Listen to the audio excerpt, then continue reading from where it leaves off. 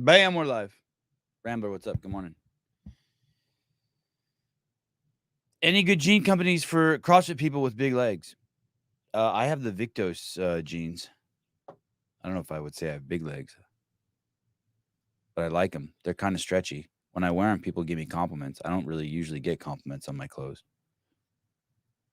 I need a new Floyd 19 shirt because look at my Floyd 19 shirt. You see it? It's the black square. I like the idea of it. You know what I mean? It's like making fun of the black squares. It's like, hey, we all know who the real racists are. But this it's a I don't like the way this feels. And like it's only a matter of time before the washes are just gonna make it fall off. I just need a really nice up high Floyd 19. And then maybe even below it, RTRD 19. Maybe like a few different 19s. Retard 19. What's up, Robbie Myers? Good morning. How are you, buddy? Good to see you. Does the wife decide on your clothes? No. If anything, it's the other way around. Not that I choose her clothes for her, but I've gone through phases where, not in a long time, before we had kids, I would really enjoy taking her clothes shopping and like just sit there and be like, okay, get that, get that, get that. I really enjoyed that. Maybe that's a sign that I'm gay, but there's a lot of signs. You need a new blue square shirt for Israel. Oh, interesting. Sevan, do you believe in chiropractic care? It's crazy that you're asking that because in a little bit we're gonna have Jason Marshall on the show in an hour. He's not coming on till 8. And as I was doing research on him, he got, oh my goodness, I need to shave. He got some chiropractic care, and he says it hurt him. I've been to 3 different body workers, and all 3 of them I left worse than when I got there. And one in particular, I think, really, really fucked me up. The thing is I've only gone to them when I'm injured, and I think that they have no fucking idea what they're what they're doing. I went to 3 different ones. One guy put his thumb in my mouth and was pushing on the roof of my mouth. I wanted to fucking beat the fuck out of him, to be honest with you. Good morning from Sevan's Head. Thank you. I'm looking for. I started playing with my soundboard. I wanted to add sounds to it. I was kind of inspired yesterday. I mean, that's the story of my life. No respect. I don't get no respect at all. Are you kidding? Little Rodney Dangerfield clip. But I need to find one where it's someone saying, "David, shut up, David." I need one of those. Right? Wouldn't that be good? Just every time he pisses me off, I just push the button. David, quiet. I need some, like, from some movie, some famous person saying that. Yeah. So the guy today is one of the best ERG guys in the world. He I think for 2,000 meters on the rower, the bike, and the SKIERG, he has sub 6 minutes. I'm not sure what the metric is. For the rower, obviously, it's 2,000 meters. I don't know, but he has like 3. He was the first guy ever, and he may be the only guy ever to get some sub 6 minute time. We'll find out the details on the rower ever, on all 3 ERG devices ever. And he went to a chiropractor, and he said it fucked him up. So when I was doing research on him and I heard him say that the other day, I was like, oh yeah, good. That makes me feel better. All my chiropractors only used a device on me to adjust, nothing else, because of my herniated discs. All my chiropractors only used a device on me. A device. Yeah, that's what I must have herniated discs or something. I did a overhead squats yesterday for the first time in 5 years. I did 100 of them. I know, a little excessive. But I got some really good. I found her some really good position. I used the 45-pound bar. I did sets of 10, like I always do everything. Old school. Well, as you guys know, as most of you know, some of you haven't figured it out yet. I know everything. And I don't know. Call it a curse. I even know what I don't know. But there was a comment on YouTube the other day, 3 hours ago. Man, who's watching YouTube 3 hours ago? And it's from this girl. I think it's this girl. It says Jen Sentaster. Jen Zentaster? Jen Zentaster? Anyway, it's that top comment. I know you guys can't see it very well. Excuse me. Maybe I can make the screen bigger. Where's Caleb when you need him? Oh, yeah. Here we go. And it says Sevan being wise every day on medicines, training, foreign policy, like he was a scholar. So I think that's like being facetious, like. But I have to read into it, right? Because it's passive aggressive, so I don't know. I'm aware I'm reading into it. It says Sevan being wise every day on medicines. I do like the way she spelled medicines. Training, foreign policy, like he was a scholar. It's that was thing that's like makes me think it's passive aggressive, right? And then it says, but hating on a person for not having an L1, telling us it's the end of the CrossFit world as we know it. Now, listen, I'm not hating on the guy with no legs. I'm hating on the guy with no legs that's supposed to be riding in the Tour de France. Like, hey, he sucks. Don't get him on your team. You get what I'm saying? This is so bizarre. I'm not hating on DeCoons for not having an L1.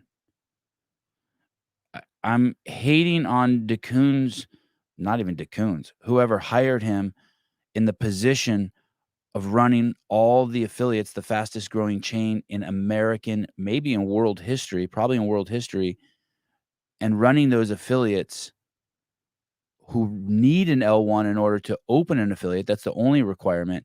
And yet he doesn't have it. And then on top of that, the guy who founded the company and the methodology and was in charge during this fastest growth, Greg Glassman, says the worst thing that you could have is an MBA. And this guy has that. It's so. I know this is just low hanging fruit. I know it doesn't need any explaining. But this is you know, when you go to a museum and they have a mummy there and they're like, hey, this is like the perfect mummy specimen. This is like the best specimen. We've uncovered 3,000 mummies. And this is like the one that's most intact. It's like museum pristine quality specimen. Well, this is that for just retards. Like, you just know, you can just see the leaps this person is making, what they're omitting in order to, like, obviously I said something that's triggered them and they're just like scraping at the bottom of the barrel to try to put something together to attack the logic. But it's man, it's just, I'm just tripping on someone took the time to type that out. Sevan being wise every day on medicines, training, foreign policy, like he was a scholar, but hating on a person for not having an L1, telling us it's the end of CrossFit world as we know it. No, I'm telling you, it's the end of your Tour de France team if you have one of your guys on the team with no legs. That's it. That's all I'm telling you. Has nothing to do with the fact of whether he has legs or not. It has to do with the fact that he has no legs and he's on the Tour de France team. Now, if he's the guy that's like packing the sandwiches, you're good to go. But if he's that guy that rides in front of fucking the windbreaker guy, the guy who runs ahead, the guy who does the what's the guy called in the front that you get behind? Lance Armstrong gets behind and drafts behind him. If you're that guy and you don't have legs, your team sucks. You're fucked. Matter of fact, whoever hired him is a fucking moron. And then whoever's defending him, saying, hey, you're hating on people with no legs, dumb as fuck ever. And that's who you are, Jen Sentaster. You're the guy who thinks that I'm being against people with no legs just because I don't think he's qualified to run draft for Lance Armstrong. Great point, Pedro. That person also could struggle if the sandwich makings are on a higher shelf. That's true. But anyway, just It's just.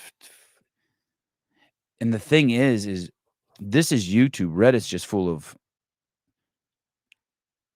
Someone sent me a bunch of screenshots from Reddit the other day, and it's like 20 comments saying bad stuff, name calling me, but not one of them like say like what I did. It's just it's nuts. But anyway, Jen, thanks for watching the show. I need your views. I need the moolah. I need the ad revenue. Okay, so back to my favorite subject. Me. Enough about Jen. There's this movie called Desert Runners. Let me see if I can find the Desert Runners. Desert and dessert still. Okay, here it is. Desert Runners. Here we go.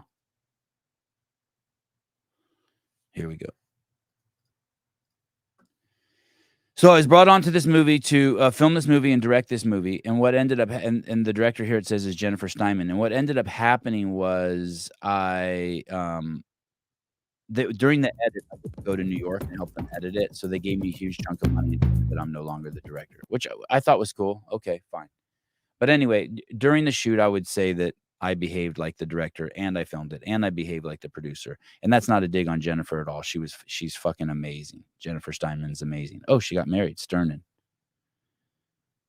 She probably hates me now. I think she's woke. But anyway, it's this movie, and basically what we did was we went to 4 different deserts. Well, there's an organization that runs these races, and they're called the 4 Deserts. I guess that's the name of the organization, the 4 Deserts.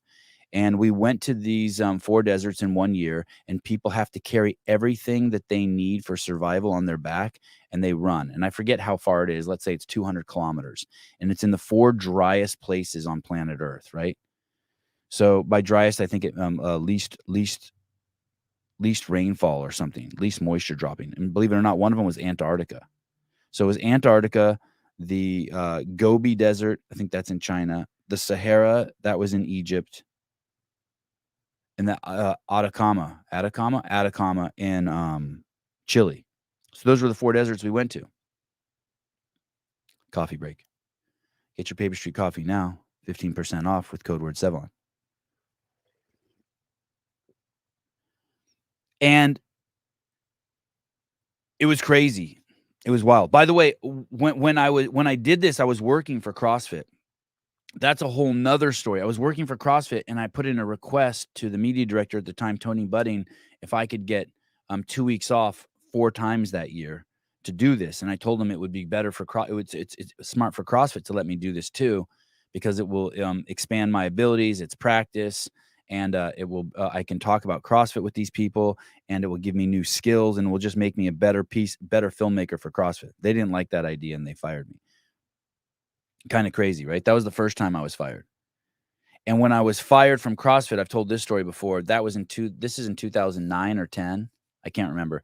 But they let me go, and they told me that I would be put on a per video basis. So I could still make content for CrossFit, but they weren't going to pay me a salary anymore because I needed 4 times during the year. I needed 2 weeks off. Well, the year before that, I think I was making $4,000 a month. So I was making $48,000. I made $48,000 the year before that. By turning in projects individually that year, I made $320,000. Crazy, right? And he hated that. Is my mom in here? Hi. Oh, Rosemary, that was a good movie. So yesterday I'm at my kids' tennis tournament. Another crazy story. Wild story. I went with my mom yesterday to my kids' tennis tournament. Anyway, and while I'm there, there's this dad there. It's all Asian kids. All Asian kids except for my kid, who's my wife wouldn't want me to say this, but he's not Asian. And then there's another kid there that looks like they're half Asian and half white. And I didn't see the mom, but the dad is straight Jew, big old crooked nose, long hair, pasty skin, just Jude to the gills. You know what I mean? Dressed like shit, but probably worth $50 million. You know what I mean? Like, don't give a fuck. Jews don't care. Yeah, Asian. Thank you, Judy. Asian. Or Jasian. And I don't know what this is. Is this a racist term? And on Rayo, is that like a half Jewish? I don't know what that is. Anyway, listen, don't Jude to the gills. Yeah, clip it. Thank you. Jude to the gills. Did I say that? Jude to the gills. Yeah, just Jude to the gills. I mean, you just know when you see one. They stand out. Like a Jew stands out like a black man. You like if you're walking through the mall and you're like, oh look, there's a black guy. You're like, oh look, there's a Jew. Oh look, there's a dwarf. Like once you know, you just know. So, and he's having all sorts of issues with his daughter. That part sucked. That's a whole different story. Man, his daughter was so fucking cute. Half Asian, half Jew. It should be its own ethnicity. And you could tell she was talented. But anyway, I was staring at him, and this story came to my head that I can't even believe that I forgot to tell you, and it has to do with desert runners. This documentary, right here, desert runners. How come my name's not on here anywhere? Does my name get to pop up on here? Let me see. Synopsis.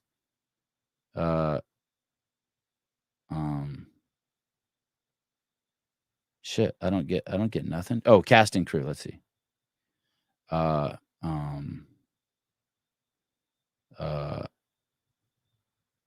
They paid me $40,000, by the way. I think I said that, to not be the director anymore. I really could use the money at the time too. Oh, cinematography by Sevan Podcast. Look, there I am. Okay. So, they had a camera department. Anyway, we were in Egypt, people. Listen, we were in Egypt. And we're out there with all the runners. That was crazy. I got stopped at the airport for probably 8 or 9 hours at Egypt. Everyone left without me. Even Jennifer left without me. We landed in Egypt and everyone left, and I couldn't get through customs because of my camera. What was it? It was a Panasonic 150. Is that a camera? A Panasonic 150? Panasonic 150N? It was a 150N. I had like the really nice one. No. Wow, this thing that popped up as the Panasonic 150N is pretty cool though. Oh, here it is. I found it. Yeah, HMC 150. Oh, look, here it is. Wow. You can still get that camera for $1,000. This is the camera I had. I'll show you. Big old honker. See this? See that? Panasonic, I should take that down. Jude to the gills. Panasonic HMC 150. I think I had like the model up from it. It was like an N or something. Greg bought that for me. Greg, when I filmed Every Second Counts, Greg bought that for me. And me and Carrie Peterson, each one of those. So, so I guess so we make it through. Finally make it through customs. I was so sick. I had crazy explosive diarrhea, crazy fever. I think I got food poisoning or something. And anyway, so the filming starts. It takes me a day or two to recover. I seriously thought I was going to die. I was just in the hotel shivering. Oh, and my clothes never made it. So I had all my camera gear with me. My luggage never made it to Egypt. So I did my entire 2 weeks there, with the first 2 days there with explosive diarrhea, and then 2 weeks there wearing all the same clothes. Well, Sevan, why didn't you go to the store and buy some new clothes? Because I didn't have the time to do it because I was so sick. And then the shoot started. And once the shoot started, they take you out to the desert in the middle of nowhere, and you have to go with the runners. So at night, I just slept on the ground in the desert with my, clutching my camera. Crazy, right? I'm telling you, I've done it all. I'm a bad dude.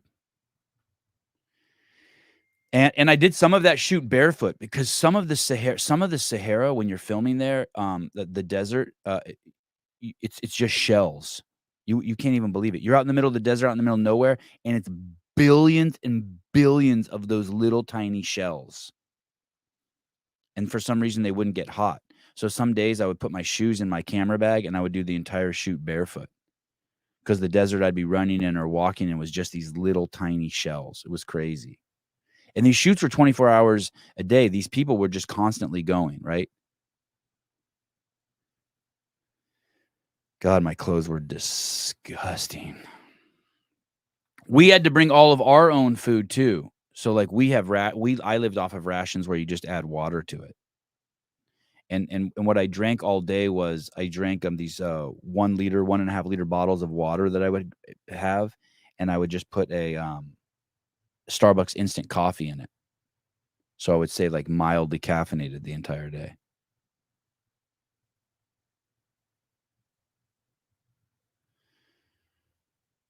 So they're on the race, and it's I don't know how many runners there are. Bear with me. I could be totally wrong. There's 200 racers.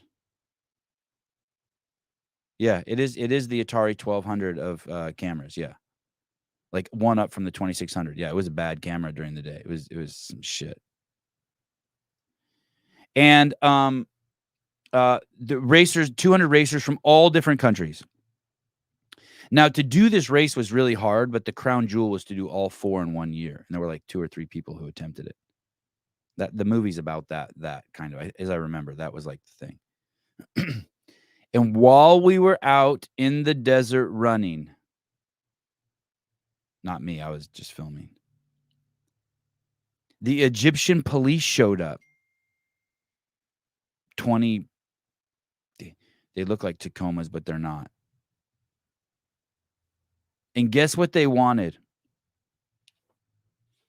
Go ahead, guess what they wanted? 3 days into the race, 20 Egyptian police showed up. Guess what they wanted? Somebody guess. Money, Matt Burns. No, great guess. 200 people from all different countries in the race. 3 days into the race, the police show up. What do they want? My cock, sex, money. They're all great guesses. BJ's, fair. Come on, one of you knows. Yes. Hilux. It was a Toyota Hilux. Damn, you're good. I'd have never in a million years remembered that. Yes, it was a Hilux. CEO shirts. No. Passports. You're getting closer. My camera. Another great guess. They thought you were a Jew. Now we're getting really, really close. I remembered this yesterday when I saw the Jew guy at tennis. I'm like, holy shit, how did I not tell this story on my podcast yet? There was a Jew in the race, a fucking filthy Jew from Israel. And these motherfuckers, these fucking Hilux riding fucking Arabs came and fucking extracted the Jew from the race. They took the fucking Jew. Hunk of a Jew. Looked like fucking Tom Selleck. A little shorter. Boy, he was a stud. I'll never forget him. Thick fucking mustache. Crazy. He looked like an Adonis. He looked like what I pictured Dionysus to look like. He looked like a Greek god. Fucking had 10 pounds too much muscle on him to do the race. You know what I mean? 5'9", like Rich Froning if he had thick hair. Okay, not that cool, but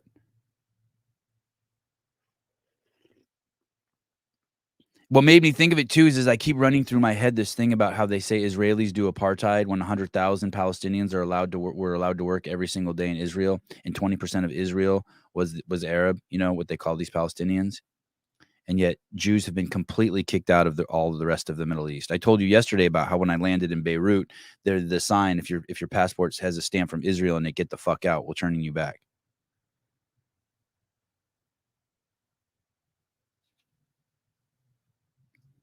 Bruce Wayne, the Hilux is the truck of war. Justin, so rich without Jesus. Yeah, Jew rich.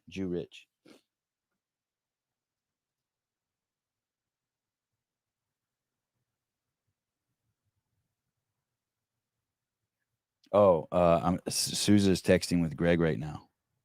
I don't know if you guys can hear it. My phone's making noises, and that noise it makes is I have a special ringtone for when Greg texts me, and it's the Knight Rider sound. You know, like in Knight Rider, the front of the car, it's like whoosh, whoosh, whoosh, whoosh, whoosh, whoosh.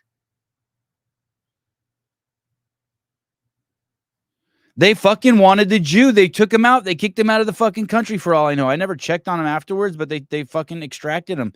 Just imagine a bunch of people in the middle of the desert running, and the fucking 20 cops roll up. They're like, "Where's the Jew?" Uh-huh. Come with us.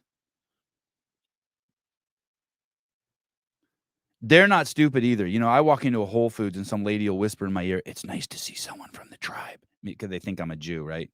That does not happen in the Middle East. In the Middle East, I'm fucking Armenian. Like, they know. Like, it's like going to Africa and, like, you would never confuse a Kenyan with a Sudanese guy, like, or a Somalian. Never. Kenyan guy's all buff and shit. Somalian's, like, tall and skinny, and his face looks like a spoon. Like a black Asian dude. And same thing. Armenians, like, you just know. Yep, there's one of those fuckers. They know. We smell different, too. You know. And the girls, you know the girls, too. They're just different. Nuances, but not, but yeah, Blasians, yeah, Somalis are kind of probably got some Asian in them. They're like really tall, black Asian people. They're kind of flattened. They're flat mushed a little bit, their face.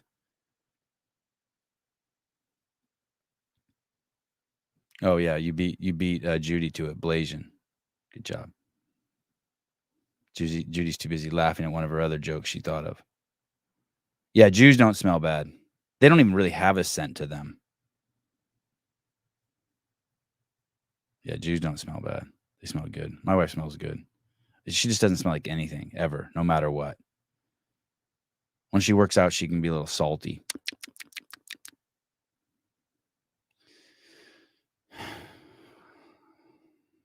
Oh, Magnus, that's not nice. I can't even read that. So basically, Greg's 11 hours ahead of us. And so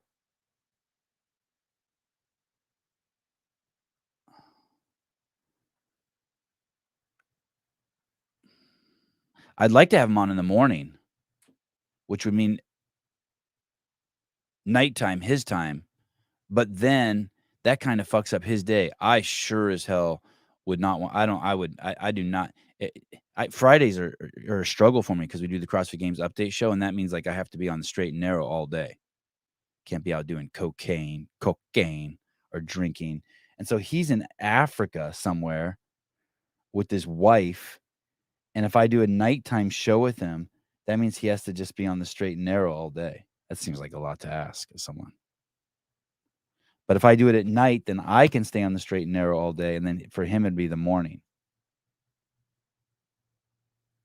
What if I called Greg right now? Just in Africa.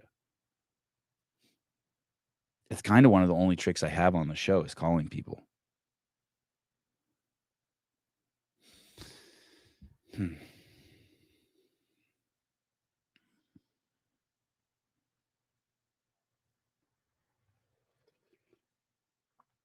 All right. I'm out of stories. Maybe I should just get off and come back in a half an hour.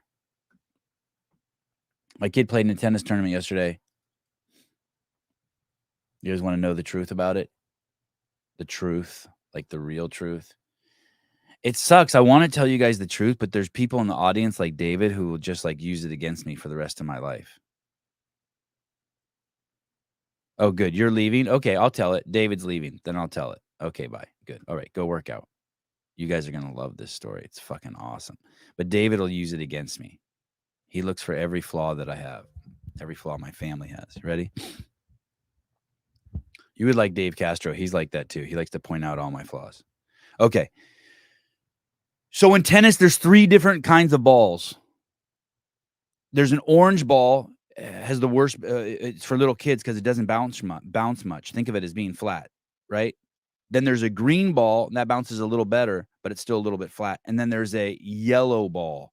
The yellow ball is like what the pros play with. like a Novak Djokovic, right? So when my kids started, oh no, and there's a ball before the orange ball. Sorry, it goes red, then orange, then green, then yellow. So there's different balls. And they basically they're just flat balls versus not flat balls. And finally, the yellow ball, the adult ball, is the least flat. That's the one probably all of you know. And what's crazy about that one is if you have a little 6-year-old kid playing on a full-size court, they can't get that ball. You don't realize that as an adult, but because they have to take 10 steps to get across the court and their reaction time's a little bit slower and they can't calculate exactly where it's going to be after the trajectory after the first bounce, they need a slower ball so that they have time to calculate all that shit. And then they also make the courts smaller. They have different lines on the courts. So you use a flat ball on a smaller court and a fucking 4-year-old Asian kid can play tennis. Great too. So my kids have progressed from red to orange, and the academy that we go to doesn't have a ball, the green ball. They skip. So my academy goes red, orange, and then yellow. But there is this ball called green ball, and there's green ball tournaments, right? All of these different balls have different tournaments, I guess. So my kid's in the adult ball. So when he was 8 years old or 7 years old, he had graduated through all, and he was playing with like the big kids. Like sometimes if you look at my Instagram, sometimes I'll post pictures and there'll be these like 12-year-old girls that are like 5'10", and my son standing next to him at 3'8", you know, it's crazy. More than 2 feet taller than him. And he's playing with them. So yesterday we went to a tournament and it was a green ball tournament, but my son's not a green ball player. He's a yellow ball player. So it's kind of like if you went to a jiu-jitsu tournament as a white belt, but you're a collegiate wrestler. You know what I'm saying? Like, you're not a fucking white belt. You never will be a white belt. Like, you wrestled in fucking college. Jan Clark, Philip Kelly only plays with adult balls. Fair enough.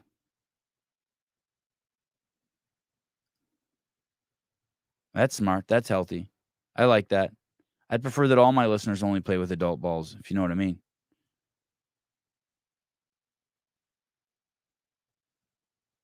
So he goes there, and he's the youngest kid there. And he plays. I probably even have some video of it. Oh, fuck it. Who cares? Devesh Maharaj, 3'8". He's only 6 inches shorter than you. Asshole. The burpee dude. So your son has the edge on all those kids. He should obliterate them. Dude, obliterated. I texted his tennis coach the other day. I said that was completely unethical. I was joking, of course. I enjoyed every minute of it. I just like fucking with the fucking tennis coach. He's like borderline autistic. He's so strict. He's like telling my kid before he leaves, it's not about winning. It's about having fun and going out there and giving it your best and all this shit. My kid goes out there and fucking obliterates these kids. All the other kids, dude, Asian kids. And when I mean Asian, I mean like imported Asian. Like they don't speak English so good. And dad's got like 4 cell phones videotaping every single one of his kids' shots. Goofy motherfuckers. Goofy. Hardworking, dude. Those kids never quit. Man, some of those kids were hanging on for dear life against Avi. Oh, how old your son? He good. He hit hard. It's so hard for me to talk back to him just in a regular voice. I want to do their accent back to him. You know what I mean? Like when foreigners talk to you, like a Russian starts talking to you and you're like, hi, Roman. Nice to meet you. I wanted to do that back. You have to force yourself not to do that. Not because you're trying to make fun of them, but you're just mirroring the people, right? Man. All nice parents. No douchebag parents. Of course, there was one Asian lady there, had so much fucking perfume on, and she had a mask on her face that was so fucking tight you couldn't hear her. The mask was on her face like this tight. Just around her like this. Like this. Oh, hello, how are you? It was crazy. Like, yo, bitch, you stink like perfume. And you got a mask on that's so tight I can't even hear you. Judy Reed, you know all those kids got beaten up by their parents at home for losing. Joking, not joking. I actually had to intervene one time. I've told that story before. At UC Berkeley, there was a Asian lady just beating the shit out of her daughter. That was crazy. Yeah, Asian people are good people. They were good people. They were nice. They were easy. There was one kid that was just a cheat and fuck. It was crazy. So anyway, my son, the point of the story is my son went to a tournament where he played with a faster ball, which means that he'd graduated into classes that these kids hadn't. And then he went back down to their ball. And when I went there, I actually thought, well, this is stupid. I should have bought green balls so he could practice. No practice needed. No practice needed.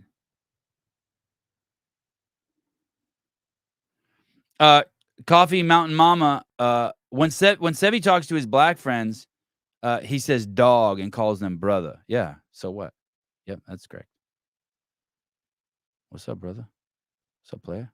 I did it to my white friends. What's up, G? But I don't let my black friends call me Sevi. I make them like really draw out the name like I'm one of theirs. Sevan. Hey, Sevan. You know what I mean? Like I'm black. No black person's gonna have any black person call me Sevi. Lamar, Sevan, come inside. You know, doesn't that like I could be like I am one of them. You hear it? Tyrone, stop picking on Sevan. Sevan, come inside. Come inside, Sevan. I have some grape soda and chips. Come inside, Sevan. Oh, you little fat boy. Come here. You're not dark enough to be playing with those kids. Get over here, Sevan. You see it? You hear it? Maybe my parents named me that because they wanted a black kid. Sevan.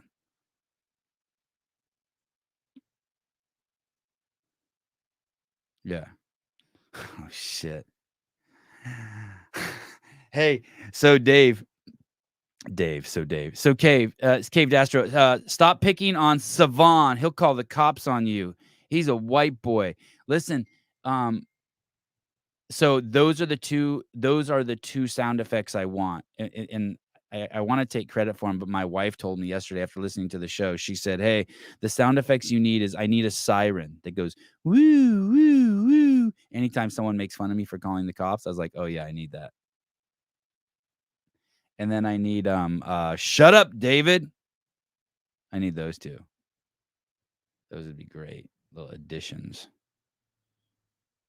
So like you would say that, and then I would push it. But there's nothing. Wait. What a stupid son of a bitch. Yeah. Oh, that's Biden. I did that one yesterday. Can you guys even hear that one? What a stupid son of a bitch. Cave Astro, stop picking on Sevan. He'll call the cops on you. Well, Cave? What a stupid son of a bitch. See? Not low-key making fun of me, David. David Weed. Haley, low-key making fun of you. Not low-key. Audrey, I want a ew Brian button. Oh, here's my mom. No, Sevan, you were not named to assimilate with the black folk. You were named after a lake in Armenia. Oh, fuck. Darn it.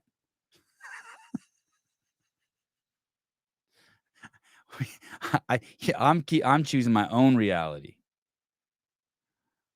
I was named to fit in with the black kids.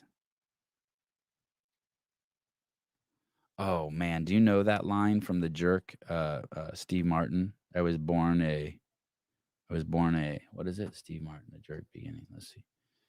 Steve Martin, The Jerk, black boy. Is that?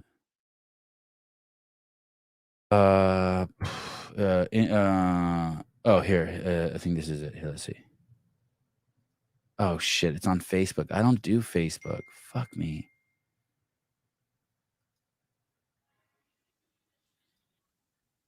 The Jerk intro.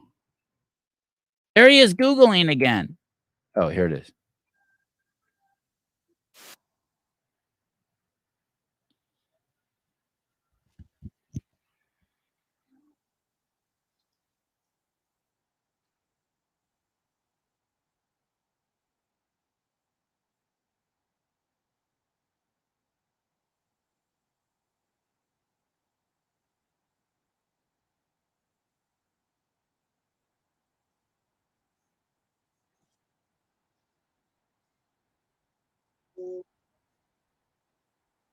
Damn.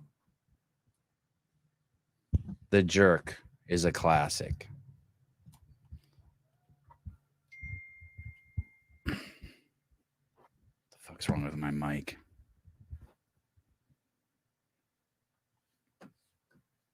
Oh my goodness. That is great. Yeah. Audrey, I just put some whole milk in my coffee in honor of Brian.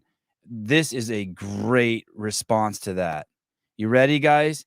So Daniel says, Audrey, I just put some whole milk in my coffee in honor of Brian. And this is exactly what I thought. From Christine Young. Oh, Daniel, you must be poor. Gross. Yeah. Yeah. Oh, you thought you paused the show because I was frozen? But you could hear audio, couldn't you? You could hear the Steve Martin clip.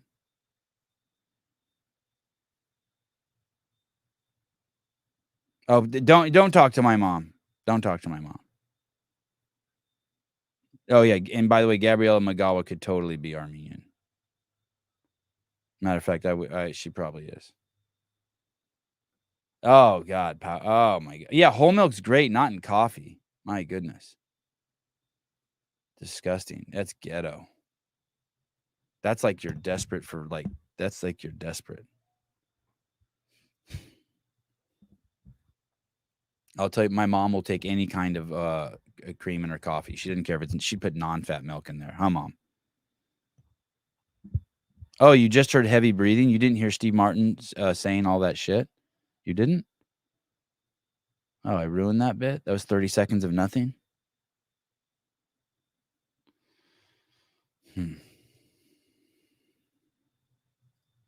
Audrey, I'll teach Brian the ways of the world, Sevi. Just wait. He actually yesterday. What's funny is he sent me a. This is a true story. This is crazy. I was at tennis yesterday, watching my kid play tennis, and Brian sent me a picture of a carton of whole milk, and my mom was sitting next to me, and I teased her. I'm like, "Don't read my text messages." I was messing with my mom. She's like, "I'm not." I'm like, "Yeah, you were. I saw you," and I was just fucking with her. And then I go, "What does this even mean?" And I showed her the picture that Brian sent to me of whole milk because I didn't even get it. Right? I totally forgotten that bit. And my mom goes, "Oh, because on your show you were making fun of him for using whole milk." And look, here we are the next day. I don't know how you guys even remember that stuff.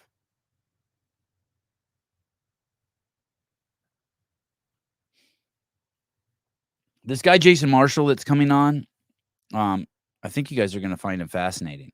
He was recommended by Hunter, even though I don't think Hunter even knows who he is. Like, I don't think Hunter's ever met him. But obviously, he's a big, massive man, yoked out of his mind, piece of steel. And he has an intimate relationship with the ERGs. And his favorite one is the one that I don't own, that I think is disgusting. I don't understand it, but it's his favorite one. It's the ski one. I don't know if he's natty. I don't know that stuff. Someone has to ask Killer or something.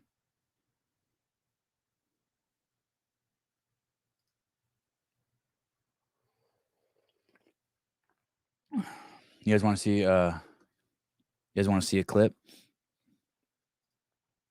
from the? Wait. Oh shoot, where is it? Oh yeah. You guys want to see a clip from the former president of the United States of America?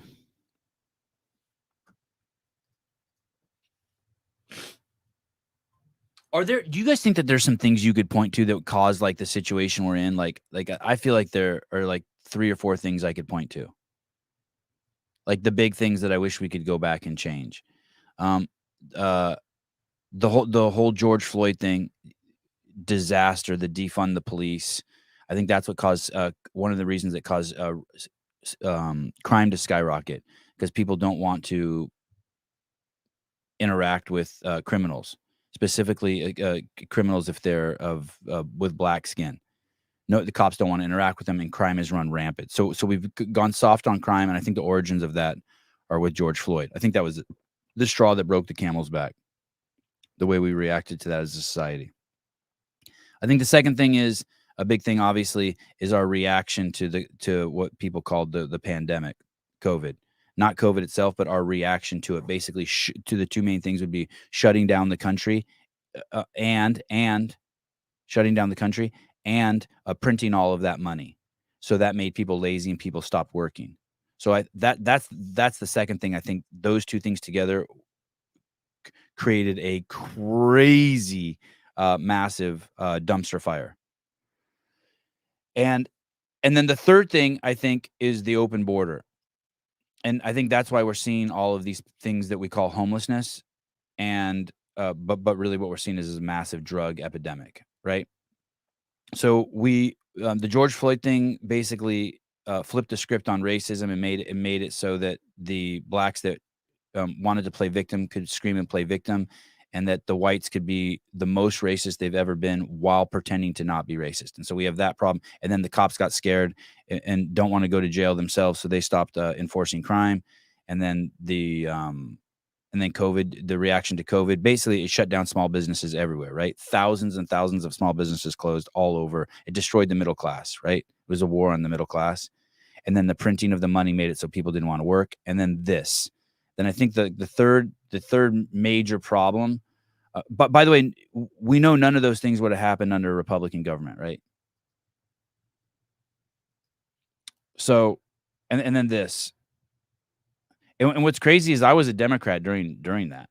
So, I don't know. Blame me. Sevi, no one is listening to your monologue. Oh, good. That's fine. Perfect. Thank you. So this is from fucking 4 years ago. This was when Trump was in office. Public, the statistics that you put. I'm going to ask him about the fucking damper.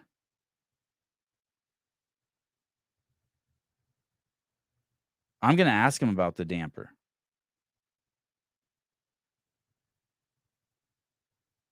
I don't fucking think the damper does anything. But instead can have a conversation about what will really work and what the American people deserve from us at this uncertain time in their lives where they have apprehension. I think we can agree on is we shouldn't shut down the government over a dispute. And you want to shut it down. You keep talking about it. The last time, Chuck, you shut it down. No. And then you opened it up very quickly. And 20 times. I don't want to do what you did. 20 times you have called for, I will shut down the government if I don't get my wool. None of us have said. You want to know something? You've said it. Okay, you want to put that on my. You've said it. I'll take it. Okay, good. You know what I'll say? Yes. If we don't get what we want, one way or the other, whether it's through you, through a military, through anything you want to call, I will shut down the government. Okay, absolutely. fair enough. And I am proud, and I'll tell you what, disagree. I am proud to shut down the government for border security, Chuck, because the people of this country don't want criminals and people that have lots of problems and drugs pouring into our country. So I will take the mantle. I will be the one to shut it down. I'm not going to blame you for it. The last time you shut it down, it didn't work. I will take the mantle of shutting down. And I'm going to shut it down for border But we security. believe you shouldn't shut it down. But Thank you very much, everybody. Thank you. I can't stand the way this Schumer guy even sits or looks, or he just vibes me. Yeah, cuck Schumer. Yeah, it's bad. Tank Reeves. Sevan, any government is a bad government. Don't believe in false deities. I don't. I'm carnivore. We can ask him about all that shit. So I think that's the third piece. I think that fucking border. And unfortunately, I don't think we've seen the worst of it. Heidi, throwing back some of my Taoism in my face. Don't think I didn't see that, Heidi. All it's the thing is all problems must flourish before they come to an end. Sevan, no one is listening. Yup, your monologue. Lower damper. Fuck your damper.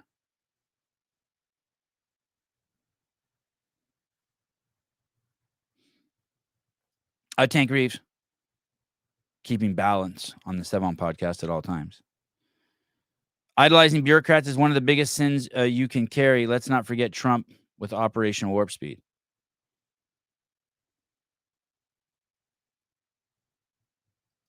I don't know, Sloppy. This is if you want to destroy cartels and the war on drugs, border crisis is all but solved with that one action alone.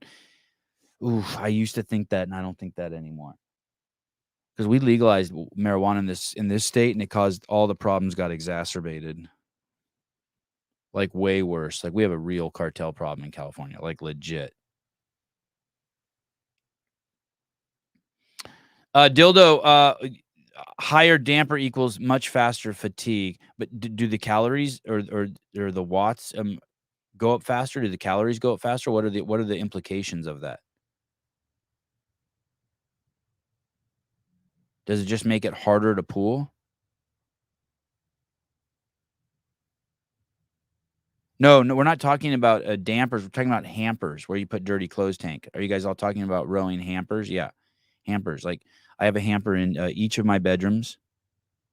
I have 2 in my bedroom and 1 in each of my son's bedrooms. My twins share a hamper.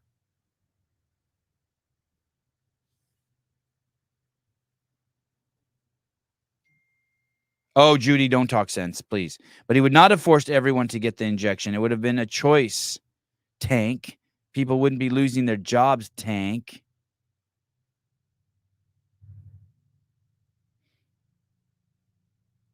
At the Halloween party, I dropped a bomb.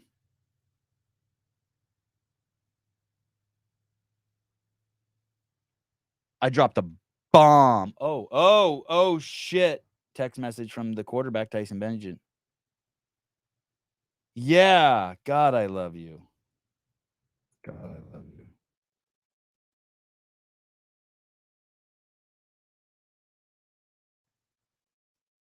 No Tyson Tuesday, but now Friday. I text with a quarterback. I am better than most of you. And I plant fruit trees. Dude, ask all these questions. Devesh, ask all this shit when you come on. This is great. Let's milk this dude's brain. Do knees go inside or outside your arms when rowing? I'm tall and struggle to keep my knees together when rowing. You're tall? There's tall Indian dudes? Oh, you're not Indian. You're Toboggan. You're Toboggan? Is that the name of the country? What fucking country are you? Trinidad Tobago? I still struggle to believe that that's a country. Is that like Gaza? It's not like a real country, it's just a piece of land.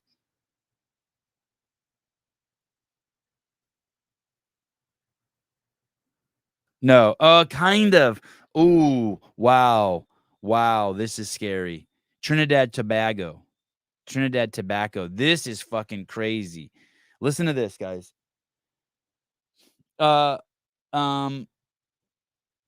Listen to this. This is nuts. Do you? I think this is a question, so I'm going to throw a so Sevan, do you guys have a dirty hamper, a not dirty enough hamper, and an in between floor space? Wow, this is fucking wild.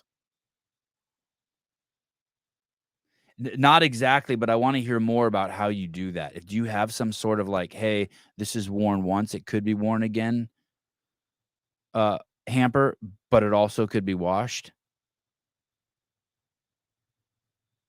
Wow.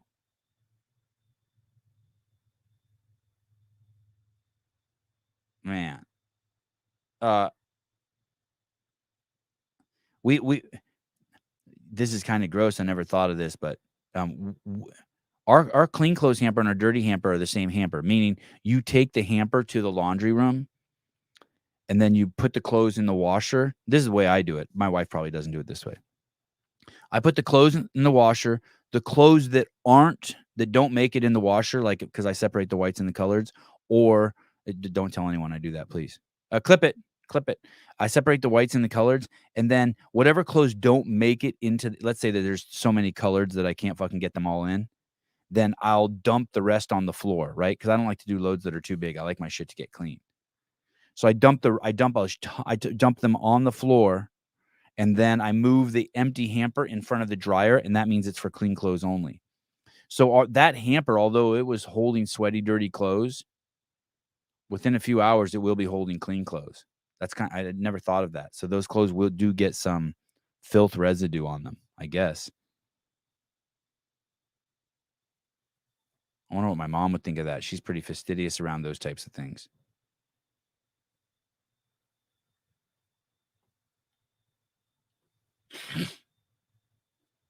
Daniel Garrity, Sevi, check out the locker room survey conducted by Players Association before talking to Tyson. Bears were 13th out of 32 best training facilities. I'm just tripping on how he threw a couple interceptions and then at the end there was that fumble and I was just fucking, my heart was breaking for him because I kept trying to think how he must feel. And then did you watch his presser? Did it look like he was going to cry? Or was I projecting onto him? I still think he did great. I'm so fucking pumped for him. Oh, look, there's Jason Marshall. Hey. How's it going? What's up, dude? It's going all right. You? Thanks for doing this. Oh, I'm pumped. Yeah? Yeah, 1 shot of espresso and half a cup of coffee into my day. Perfect. I'm half a cup of protein shake down. Any caffeine yet? No. I probably need it, but I can survive. Let me check your mic settings. Oh, okay. Can you guys hear Jason okay? If they can't, someone will say something. Okay. Thanks for coming on. Crazy. You know how I found you? Do you know how I found you, Jason, by any chance? Maybe was it through Hunter? Yeah. Do you know him? I don't think he even knows you, right? No, we just connected via Instagram. Okay. Yeah. He comes on the show periodically.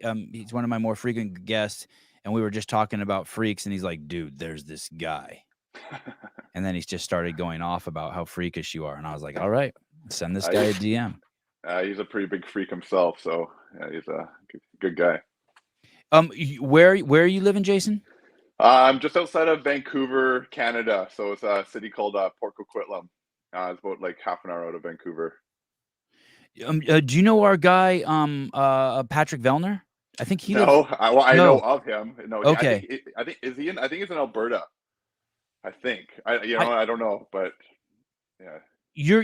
Where you are is you're on the western side of Canada on one of those islands? You're on one of the islands? I'm not on one of the islands, but like right on the coast of, if I could take a ferry to one of those islands. Okay. Yeah. I think he's on one of those islands because whenever we talk to him, he might be on actually I think he's Vancouver Island. Okay. Yeah. I'm gonna ask you a stupid question. Is that Alberta? That's British Columbia. That's British Columbia, yeah. And are you born and raised Canadian? Yeah. I was actually born in Vancouver, and then I moved away for quite a few years, but then kind of settled down back here. So I want to get into that, to where your athletic career took you, but a little more in the beginning. So you're born Canadian, from a woman who also had another boy. Your two brothers. No, and a sister actually. Yeah. So my parents were both born and raised in North Vancouver. I was born there with my brother and sister. They're younger than I am. Went to school there. Went to university out here as well, to Simon Fraser University. Played football there, and then after football, life got a little bit interesting, where I actually moved to Vancouver Island for a couple of years to pursue rugby. And from there, moved over, made the Canadian national team. Then went over to played in a World Cup. Then got a professional contract to go play over in France for 3 years. Then went down to New Zealand for half a year. Then went back to France for another couple of years and came back. Yeah, it is a you were in full. I mean, you've been in full athlete mode your whole life. Let me go back a second to just after you were born. Was your dad an athlete? Was your mom an athlete? Yeah, they're both pretty athletic. My dad played football. American football. Yeah, American football. Yeah, sorry. Yeah. He was, and then he was also a wrestler. He come from a pretty wide range of athletics. My mom was a good runner. She's also pretty athletic, right? So. And then having a younger brother, just a year younger than myself, they needed to find outlets for us, and they just threw us into sports as young kids. So like played everything, like played soccer, played baseball, played hockey, and then once I got into high school, that's kind of where I found rugby, football, and I still played basketball, but I wasn't very good at basketball.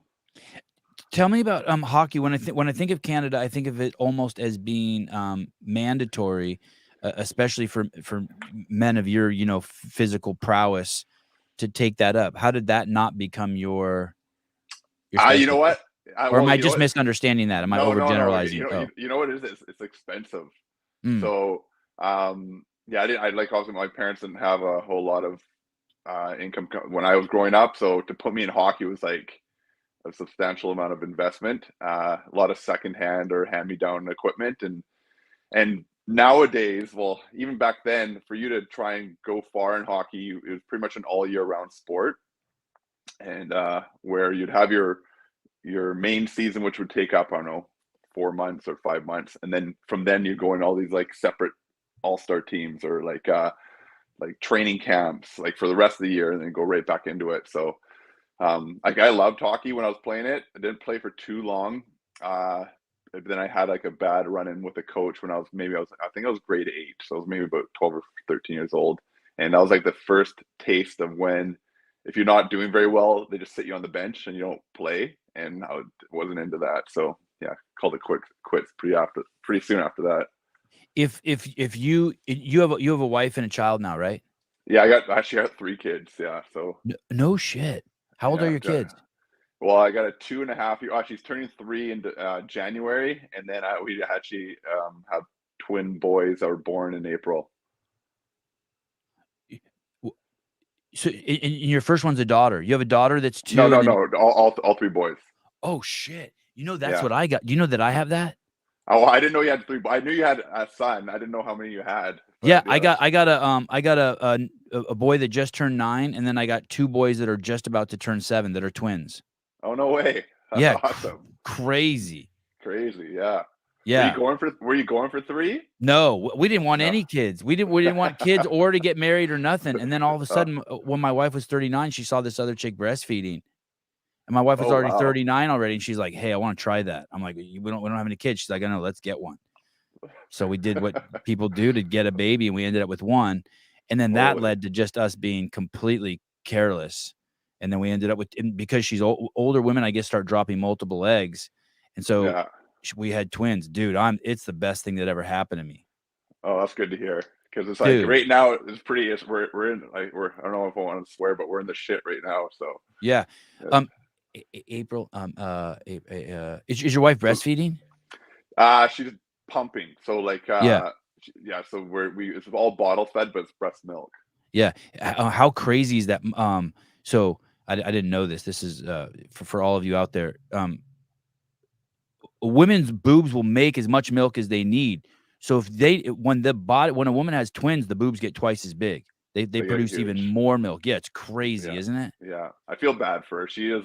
I didn't enjoy it. Don't feel bad. Enjoy everything. My wife's like, if you get me pregnant again, I'll give you triplets. And all I thought was, oh my God, your tits would be crazy. Oh man, yeah. But that's just me. Yeah, no, I've promised her some type of a boob job once the kids are done. So you promised her. Yes, I did. You're such a good dude. Well, you know how it is. Like they get used and abused for like 4 years, and then she's just kind of worried about what they're going to look like. Oh, they'll be fine. Yeah, they'll be fine, but we'll deal with it if there's a problem. And 4 boys is 4 boys or 3 boys is a lot. I wonder in the winter it's going to be. I'm in California, so I can always just push them outside. But man, you're gonna have to keep them busy in the winter. It's like living with 3 monkeys, dude. It's absolutely nuts. Well, that was the problem. Like we only wanted 2, and then like our living situation kind of suits 2 and not 3. So we're gonna have to upgrade our living situation in the next couple of years for sure. So trying to keep it a little bit more manageable. But as you know, I'm sure you know what the property costs are like these days. So it's like stressful. You know what's a trip also, this might make you feel better too, is my kids We have 2 bedrooms. The twins are supposed to share a room, and the older one, they all sleep in the same room. They refuse to use the other room. Oh yeah. Yeah, they're so at 9. My oldest is 9, and like they still every single night. They don't even go in the other room. Oh, that's awesome. Yeah, so you could keep them together for. I mean, they're boys. Well, you got to keep one eye on them. They'll do some crazy shit, but Yeah, well, I know. Well, me and my brother got up to no good when we were that age. So yeah, keep it separated. So is your dad a big dude? How big are you? What's your size? I've had many sizes over the years, but I'm like right now I'm about 6'3", about 220 or 225. And what's the biggest you've been? Well, I've always been the same height, but no, I got up to about 265-ish when I was playing rugby. Mm-hmm. Yeah, it was I was really, really strong, but like you could see that my face was probably about double the size, and I didn't really have much of a neck, so yeah, it was pretty uncomfortable. Yeah, that's crazy. So that's 45 pounds larger than you are. And did you keep that for years? No, like literally the moment I realized I wasn't gonna play rugby anymore, I was like, okay, I'm losing this weight like now. Like even I was in middle of the season, like I had quite a few injuries, like it was like back to back to back injuries, and at that point I was like, okay, I'm done.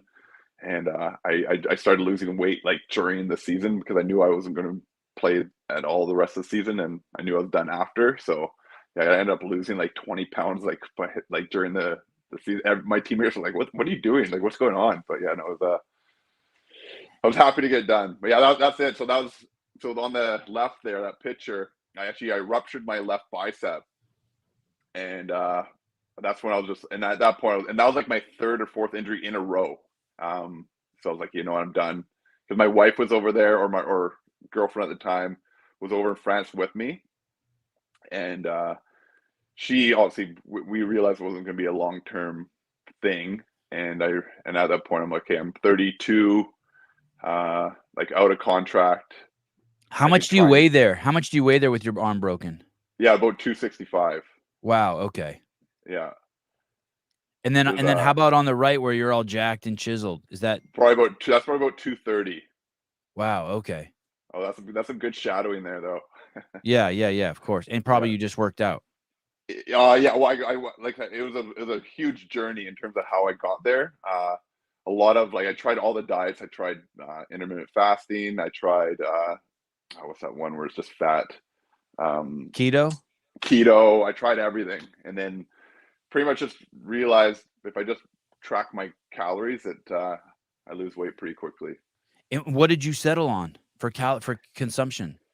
Yeah, so actually, Hunter brought this up when I think I gave him a crappy answer, but when I was in a cut mode or like trying to lose weight, I think it was around 3,000 calories or 3,200 calories, but that included at least like a good hour, 2 hours of like working out, maybe an hour of cardio, an hour of weight. So yeah, people like, oh, that's a lot of calories, and like literally my weight was like just like shedding off of me. So I can only imagine how many calories I was eating to gain weight.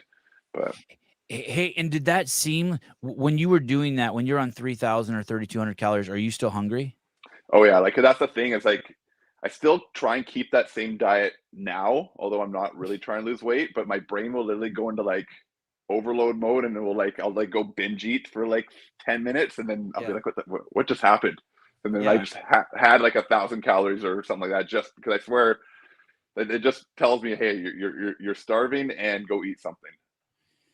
Hey, is that I've heard this before, is to look like this, do you think you just always have to be hungry? Like if I have Rich Froning on next time, like do I need to ask him. I don't know why I've never asked him. Like Rich Froning's a CrossFitter, by the way. Yeah, I know who Rich. Yeah, I know who other big CrossFitters are. Okay, yeah. Maybe I should just ask him, like, hey, like, are you, this picture where you're just ripped here? Are you hungry? Like you have to be always hungry. So I did an experiment actually with that picture in particular. That's probably the leanest I've ever been, and I did 1 month of just a vegetarian diet. I was trying to do after rugby. I didn't really know what I was wanting to do, and I knew I was going to do like in the fire service, but there's always time to do extra stuff on the side, and I wanted to try and maybe grow like a YouTube stuff or whatnot. So anyways, I made a video of like, okay, I'm going to only eat vegetarian for the next month, and I ended up losing I think I lost like 8 pounds And yeah, I was, because I was very strict about it. Like, and like I had eggs and protein powder and stuff, but no meat. And But yeah, and did you eat any refined carbs during that, like chips or pastas or? no, like I was like crazy strict, like Okay, recorded everything. And but I find like once your body gets over that initial like shock of like, okay, what's going on, you almost like it like accepts it and like realize, okay, this is the new norm. Especially when I did the intermittent fasting, like I literally went from like eating like tubs of ice cream to like trying to maintain my weight to like not eating at all from the moment I wake up till noon, and then I'd have my last meal at 8 p.m.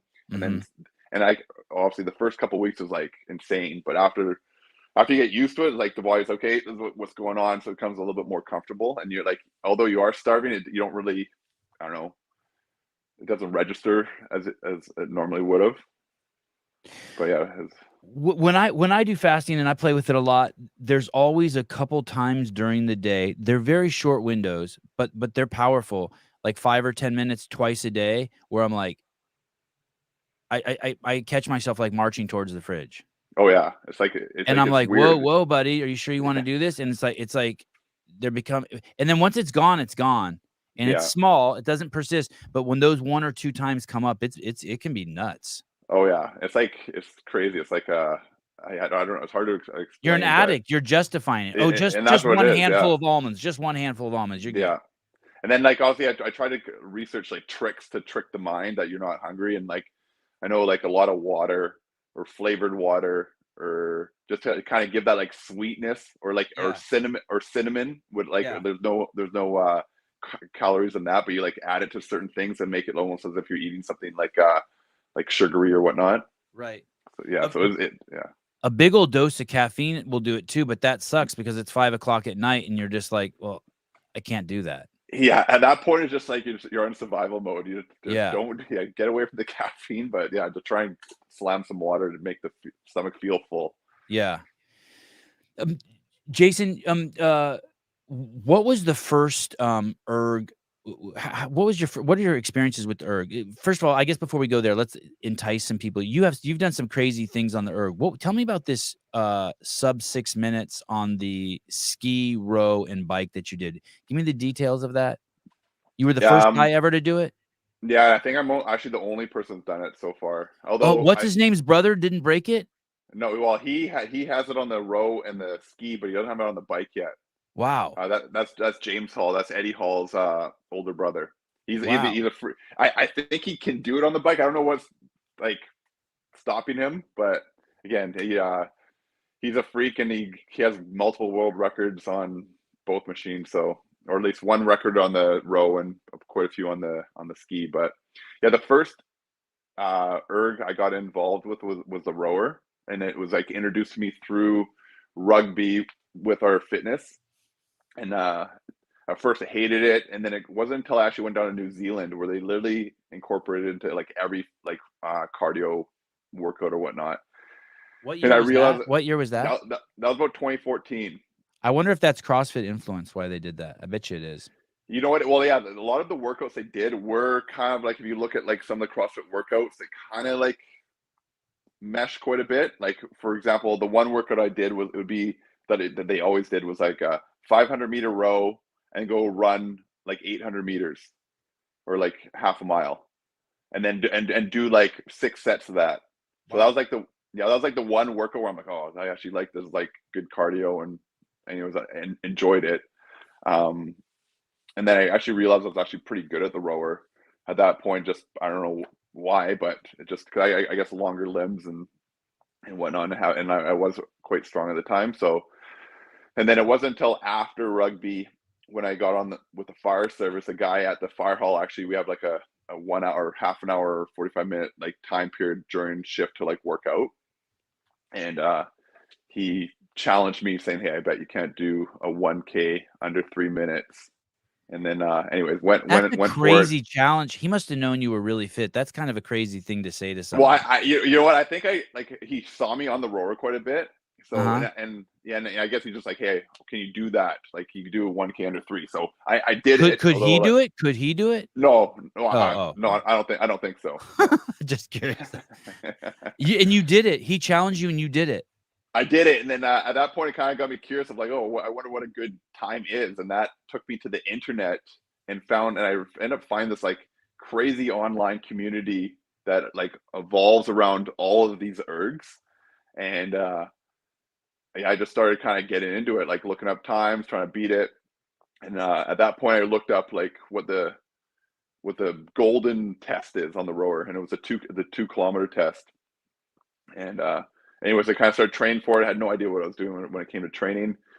I took a video of it, posted on, and anyways, I knew sub 6 was like the time to beat, or like the time to try and get. Anyways, I did it. I actually did it at the fire hall, and posted the video to YouTube. And then from there, I got quite a few people like reached out to me and be like, hey, like, do you want to join my virtual team, or do you want some tests, or do you want some tips and tricks and stuff like that? So yeah, from there it kind of got crazy. Jason Marshall, 2K, YouTube. Actually, it probably would have been like December of 2019, I think, or maybe 2018. 2020. Well, this might be. I've multiple posted quite a few. Right? Yeah, crazy, dude. And like, so like my form was crap. I had the resistance all the way up to like 10. That right there is my sub. That's my sub 551. That's in my garage there. Yeah, your form looks amazing. That's the fastest 2K I've ever done. That video. God, you pull that string easy. Hey, that's just a regular concept too. That's just like it's just the model E or D, I think it is. Yeah, the one that like everyone uses. And when you pop on the scene, are people saying you're full of shit? Like when you post your times? I think at first, but again, usually what happens when you come out of the woodwork and they're like, oh, look at this steroid user coming on. And so I got a lot of that, which I like had mixed feelings about. Like one being like, well, like, screw you have no idea how much work I put into this. And second, be like, okay, well, almost take it as a compliment, thinking that, okay, well, I'm obviously achieving things that not a lot of other people have and whatnot. So are your mom and dad big people? I mean, you're big. You got like, I mean, you're not Tony Robbins. You're not weird big, but you're big. You got a big old fucking head and big old shoulders. I don't got big shoulders. I got big traps, but traps. Yeah. Actually, I get the joke when I was playing rugby because I was literally, my traps were like this big. They said I was built like a fish, but because I have no shoulders. But yeah, my dad's a bit bigger. He's 5'11" ish, like almost 6 foot, I guess. My mom, I don't know, normal size, I guess, for a woman, like 5'7", 5'8".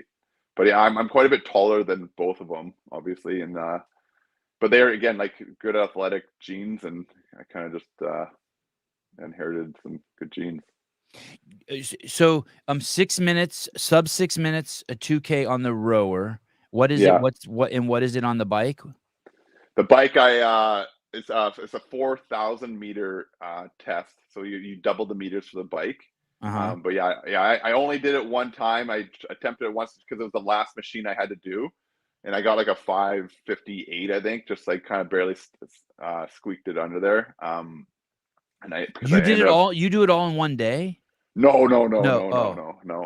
Actually, like the closest I've done is like I did the ski 2K. No, I did the row 2K, and like the next month I did the ski 2K. Okay. Because the way I try and train like all three of them together. I don't like technically specifically focus on one for a couple months and then go to another one. Because I enjoy all three of them, and I get bored if I just stick to one of them. So. And then what's the ski sub 6 minute? What are the metrics around that?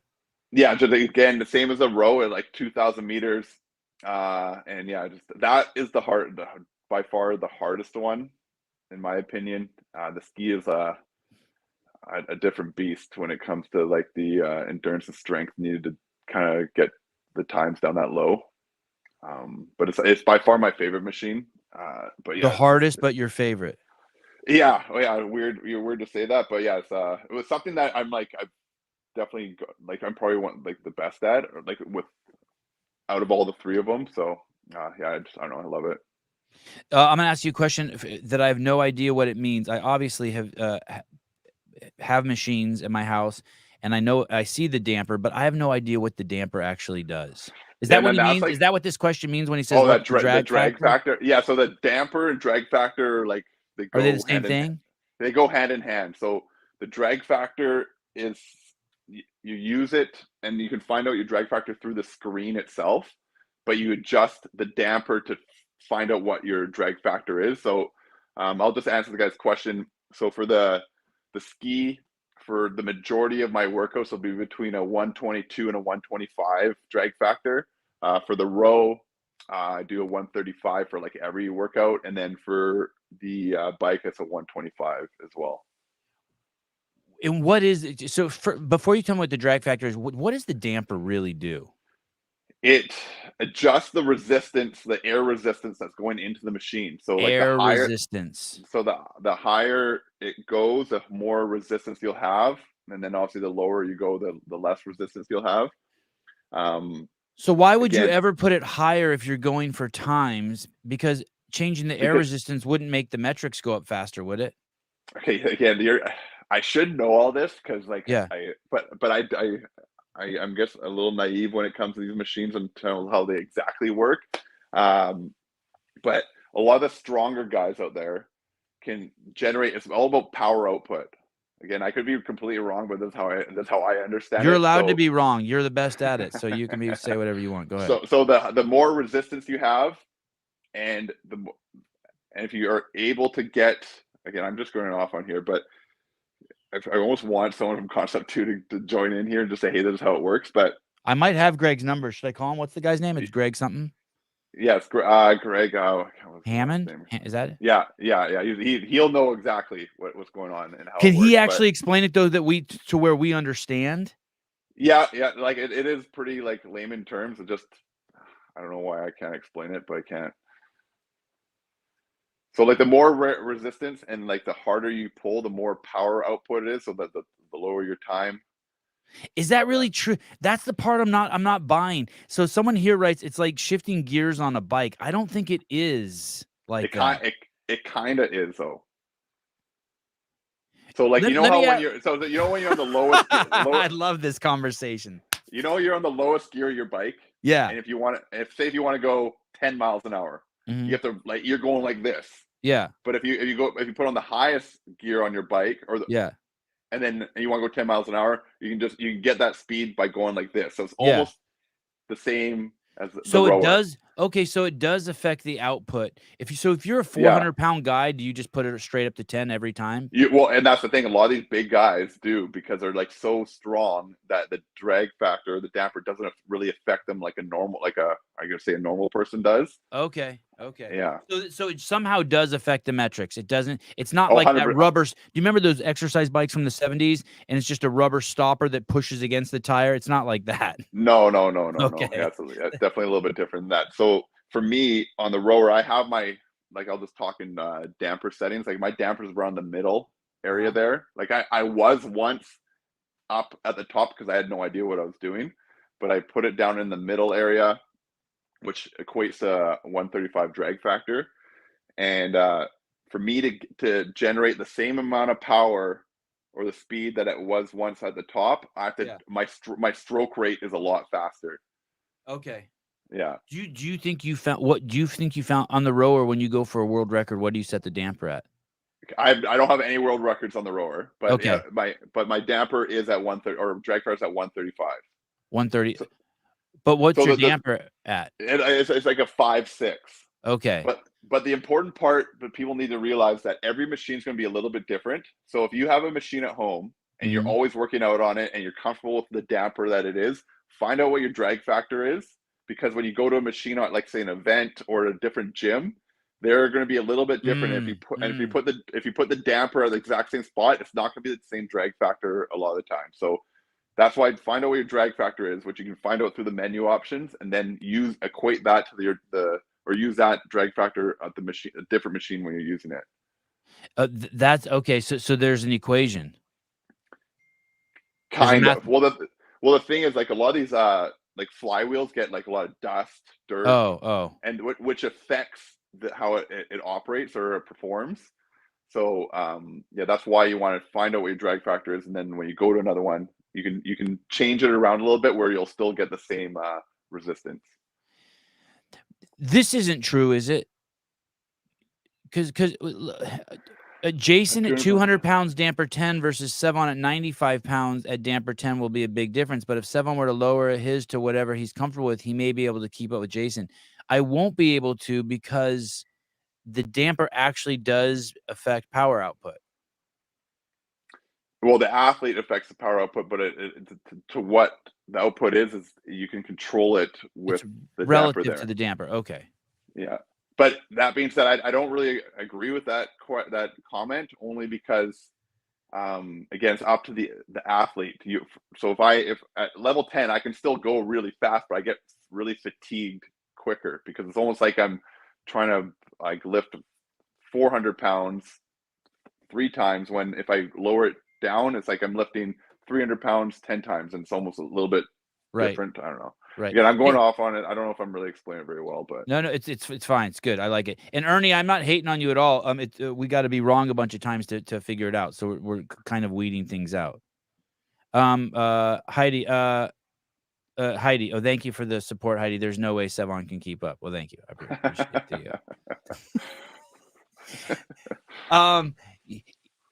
How long ago did you set those? Did you do those? And was there a time? Was there a time domain that you had to do them all? Is it like, hey, you have to do all 3 of those 6-minute feats within a year, or it's just in a lifetime?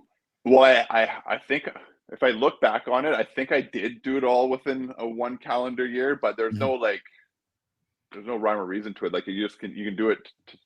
Like no one's ever done it.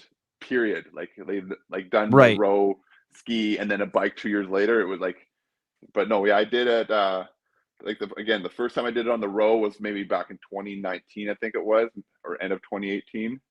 Can't remember. And then the ski, the first time I did it was, I think it was 2020, like February 2020. And then I did the bike, and then I did it again in 2021. And then the bike, I think I did it like June 2021 as well. When I think of those, so I spent a lot of time just on the assault bike. Oh, I love the assault bike. When I think of those, but I just spend chill time on there. Every day I do 100 calories in 10 minutes, right? Just so I come off and I'm sweaty and I can start working out. Yeah.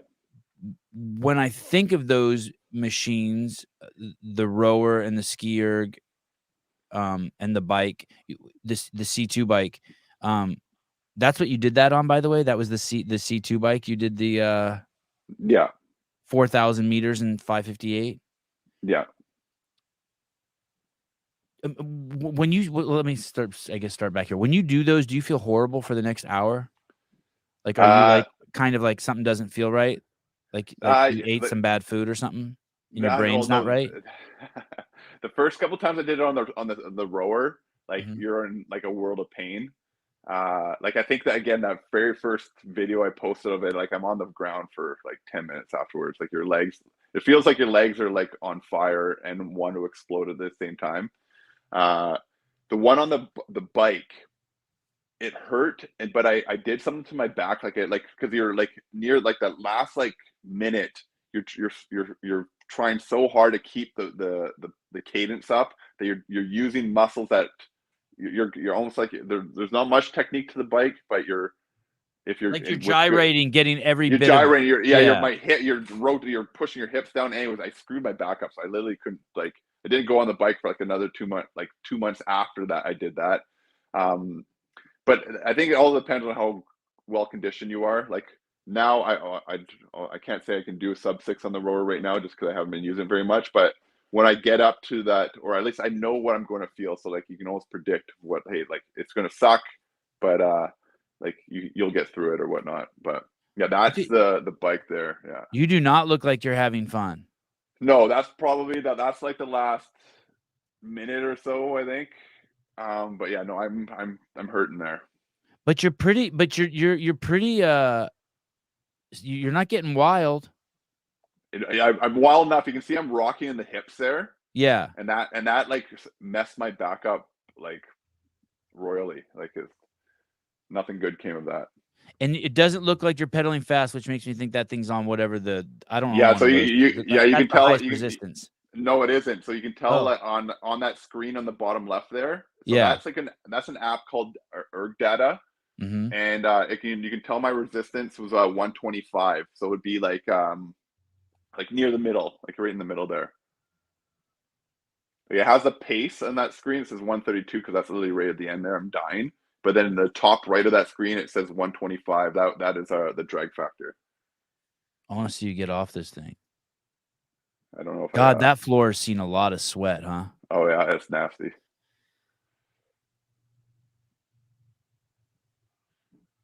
So you don't feel like you don't feel. Have you ever done mushrooms? Have you ever done any? And like, there's this entry period where you take the mushrooms, and then I haven't done them in years, but I just remember that there's like this 20-minute period where you're like, oh, what have I done to myself? Like, you just feel horrible. Like, you don't feel like that. I don't know if I should comment on that or not. Okay, fine. Is there? It's a different feeling. Yeah, it's a different feeling. It is. Yeah. And is there how do you get yourself to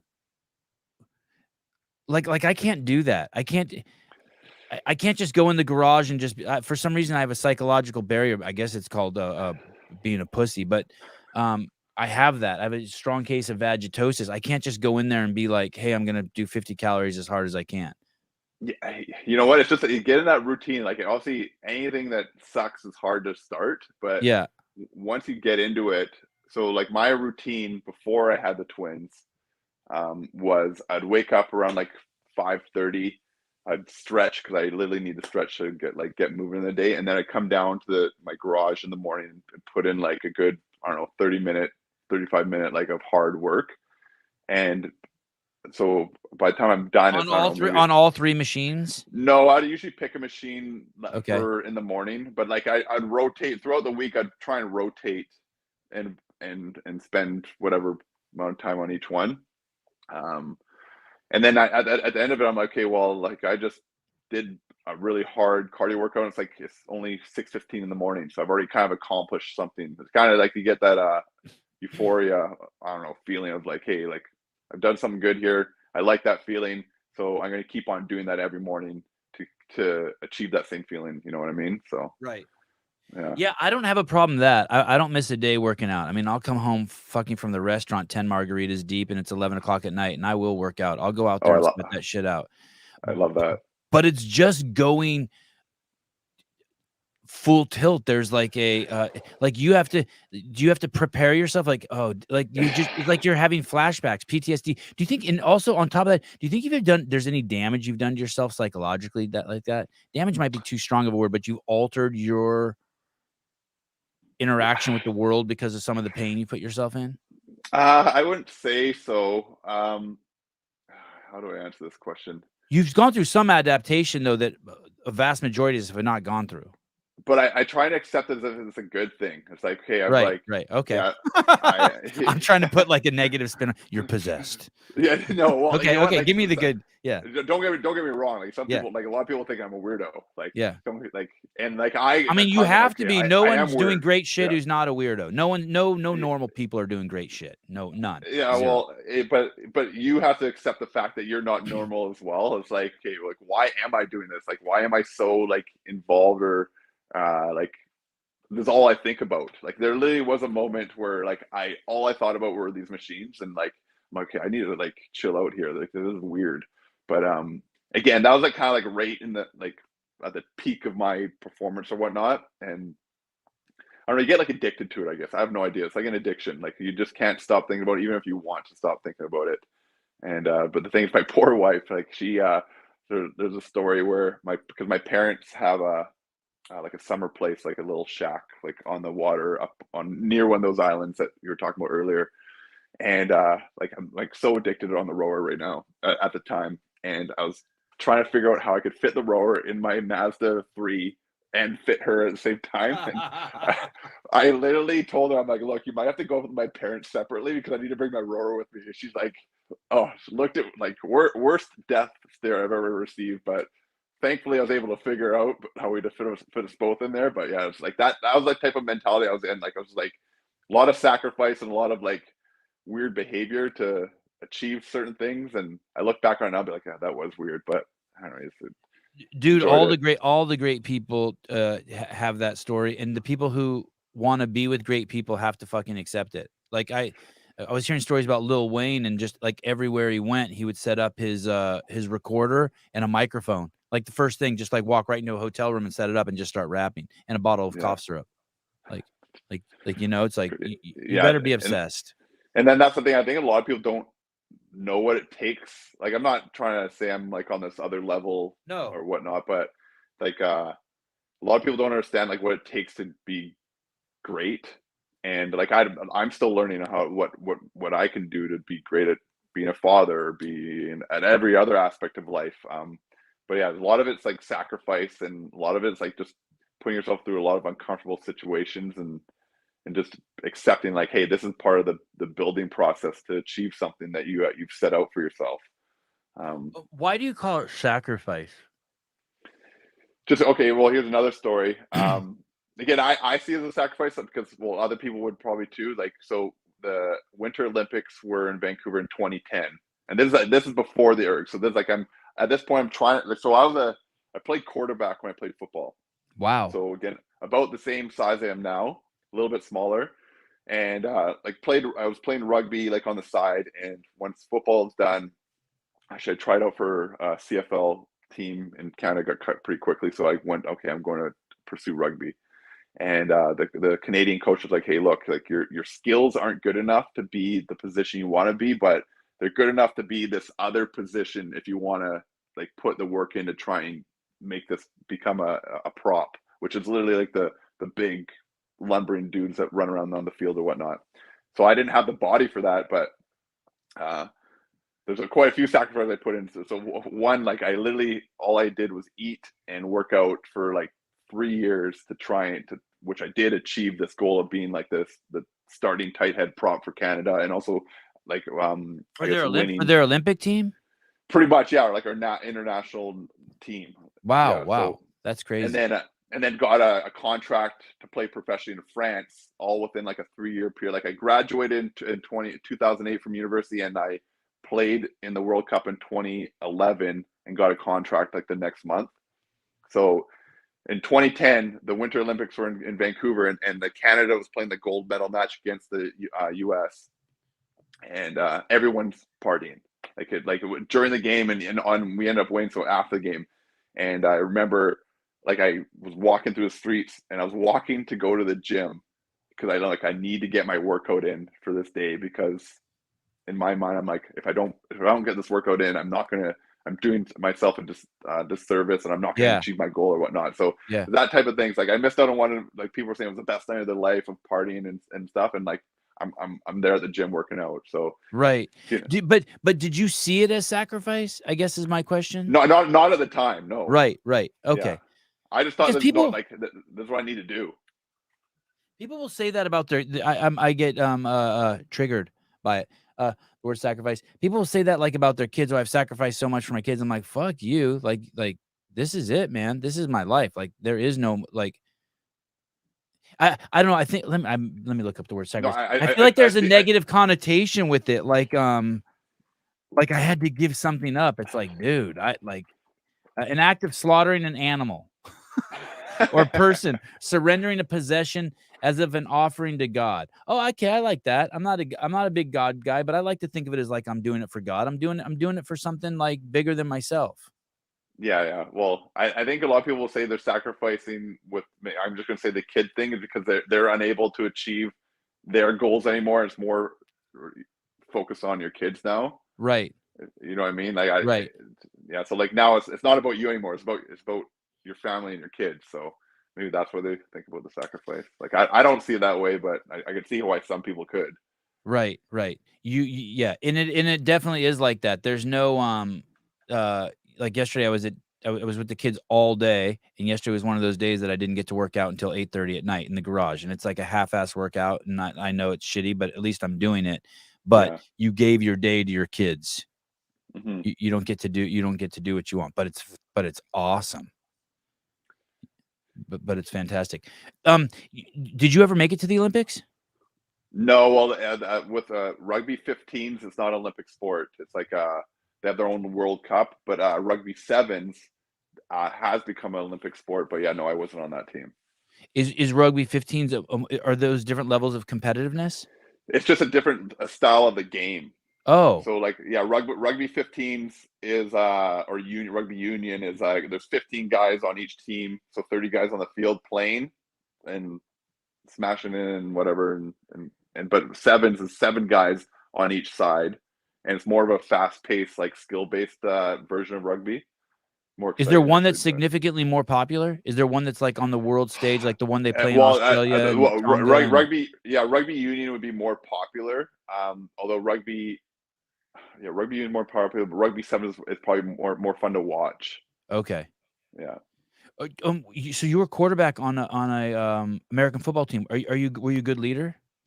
Some would say yes, some would say no. I'm more like lead by example, not by through words or speeches and stuff. So I don't know. I think I'm pretty fair with like. You were going to be the hardest working dude on the team. Well, that's the thing. Like that's like my mentality is like, again, I was never the best athlete growing up, but like I always felt like I was the hardest worker, and that's why I was able to kind of achieve certain things. And some people, like again, I remember going to school with certain individuals who were like literally way better athletes than I was in all sports, and but they just never applied themselves to like make it to the next level. And I don't know what it was for me or what the switch was in terms of like, hey, this is what I need to do to, be good at football or be good at rugby. But I kind of like learned at a pretty young age, like, hey, the harder you work, the more you'll get out of it. I was watching your another podcast you did, another interview you did, and you were talking about injuries. And when I guess when I was 30, I'm 51 now. When I was 37, I guess was the first time in my life where I had to actually start warming up. I had to be sweating before I could work out. And then somewhere around 45, I started having some like injuries that were so bad that I was having to crawl to the shower. I had to pee in the shower because I couldn't get out of bed. So I would slither to the floor and I would crawl and I would pee laying down in the shower. And after a few of those incidents, and I had a child at the time, and after a few of those incidents, I was like, all right, I guess I'm just going to stop doing, deadlifting over 150 pounds. I'm going to stop doing explosive movement. I'm just going to pull everything back, take all the CrossFit workouts, use the women's weight and cut it in half, like literally. Right. And not use time domains anymore. Basically bastardize what is CrossFit. You have 3 kids and you perform on these 3 machines that everyone who knows anything about fitness knows that they're the fucking death machines. They're the worst. They're horrible, dude. And yet you're also coming up with age and injury. Is there? Do you have a plan? Are you feeling around in the dark? Are you going to pivot? Are you going to surrender? Are you? Where are you? How old are you? Again? You're 39. I'm 38, turning 39 in a couple months. Yeah. But what do you do? I mean, you're performing at a crazy high level. Yeah. So like I've been dealing with injuries like pretty much through my entire 30, like since like I turned 30 until now, obviously. Like I have that's one of the reasons why I stopped playing rugby, because I have a herniated disc in my back and my neck. And I got like this when I think I was like 31 years old. I had like the craziest sciatica in my lower back, and my right leg went numb for like a month. I couldn't feel my right leg. Did you have to pee in the shower too? Like I'm talking about? Like no, I know that feeling. I'm not there yet. But, okay. I've never understood back pain before I had it, and I'm like, how could it be that bad? It is literally the most debilitating thing, and I'm sure like it, like you literally can't do anything in like this craziest pain. Yeah, so anyways, I've been dealing with it for quite a long time. I've kind of learned how to like manage it. Although that being said, I have gotten like cortisone shots in my spine before to help with like the inflammation and whatnot. So anyways, like, and also losing weight too. Like when I lost all that weight, a lot of those issues like decreased or went away. But it hasn't been, so I've been pretty, again, with these ERGs, it's very low impact. It's not like running where you're jarring your knees or your lower back or whatnot. With these Olympic lifting, or right? Olympic lifting, I realized like quite shortly after stop playing rugby, I'm like, I need to like chill out on these. Like I'm no longer doing any power cleans or whatever, any explosive movements where I could put my back in at risk of like re-aggravating it. So yeah, like over the last, say 5 years where I've really taken like these ERGs seriously, or like this is kind of like my thing. Like I don't do deadlifts anymore. I barely squat over, like maximum I'll do on the squat would be like a 300-pound squat. But even then, now I'm only doing front squats, and maybe I'll go like 250. Like bench press, I've pretty much stopped doing no more than like 225. Why bench? Bench is like so chill for me. Why bench? Because your neck? Well, no. Well, the bench, because with a ski, you're constantly like working your like pecs and your arms, and like so like the ski itself has kind of like made my pecs like quite tight. And like I've no problem with the bench usually, but since using a ski, I've like tweaked my pec quite a few times. Wow. Yeah. So again, it's probably just because you're squeezing them together. It's like a lat and pec tightening as you come down. Yeah, kind of. It's hard to explain, but you're like building up this whole area of muscle, like your lats, your shoulders, your pec, your triceps. So anyways, again, probably just a lack of warming up and stretching. But yeah, the bench I've had to like decrease in terms of like the weight I'm putting out and whatnot. So I've been like on this maintenance weight program for like the last like 5 years. Again, like when I say maintenance, it's more of like a slow decrease of like how much I can lift, but I've kind of just accepted that, hey, look, like this is just how it goes. Like I don't want to, like you're saying with kids and stuff, like you don't want to deal with like these debilitating back injuries where you can't pick your kids up or you can't like walk to the couch or I've recently been fine. I've had a lot more back issues. I think it's because I've been doing a lot of sitting with the twins, like not breastfeeding, but like bottle feeding and rocking them on their chairs and whatnot. And I'm trying to do a lot more standing up. So like because like when I wake up in the morning, I'm literally in like excruciating pain these days. So yeah, so you wake up probably the same as me. Like I get up every morning because like my back just can't take anymore. I'm like, oh, time to get up. This thing has to start to be warmed up. This thing has to be warmed up. Yeah, and walking, I like literally walking to the bathroom or walking to anywhere, and I'm like kind of like have to like I'm at like a kind of a slight. Yeah. Like you already put your hand on the wall to take a piss like an old man. Oh yeah, I've done that quite a few times. Yeah. It's God, misery. Or just sit down on the toilet and for a pee. Like that's right. Yeah. Damn. Yeah, back pain's no joke. Magnus Holmgren, $20 from Mexico. Well, thank you. You're a good dude. So going back, I want to press you a little bit more on this. Will you continue? Do you have any goals set for ERG goals, like to competitions or world records or anything, personal goals that you're still going for? So like last February was the World Indoor Rowing Championship. And at that point, I knew we were having twins, and so I'm like, hey, I kind of asked my wife, I'm like, hey, look, can I go to this? It's actually in Toronto in Ontario there, and she's like, yeah, sure. Because in my mind, I'm like, okay, this is the last one I'm going to do where I can be as competitive as I can be, just due to timing and whatnot. So that was kind of it in my opinion of like my peak athletic ability, and then going forward. How did you do?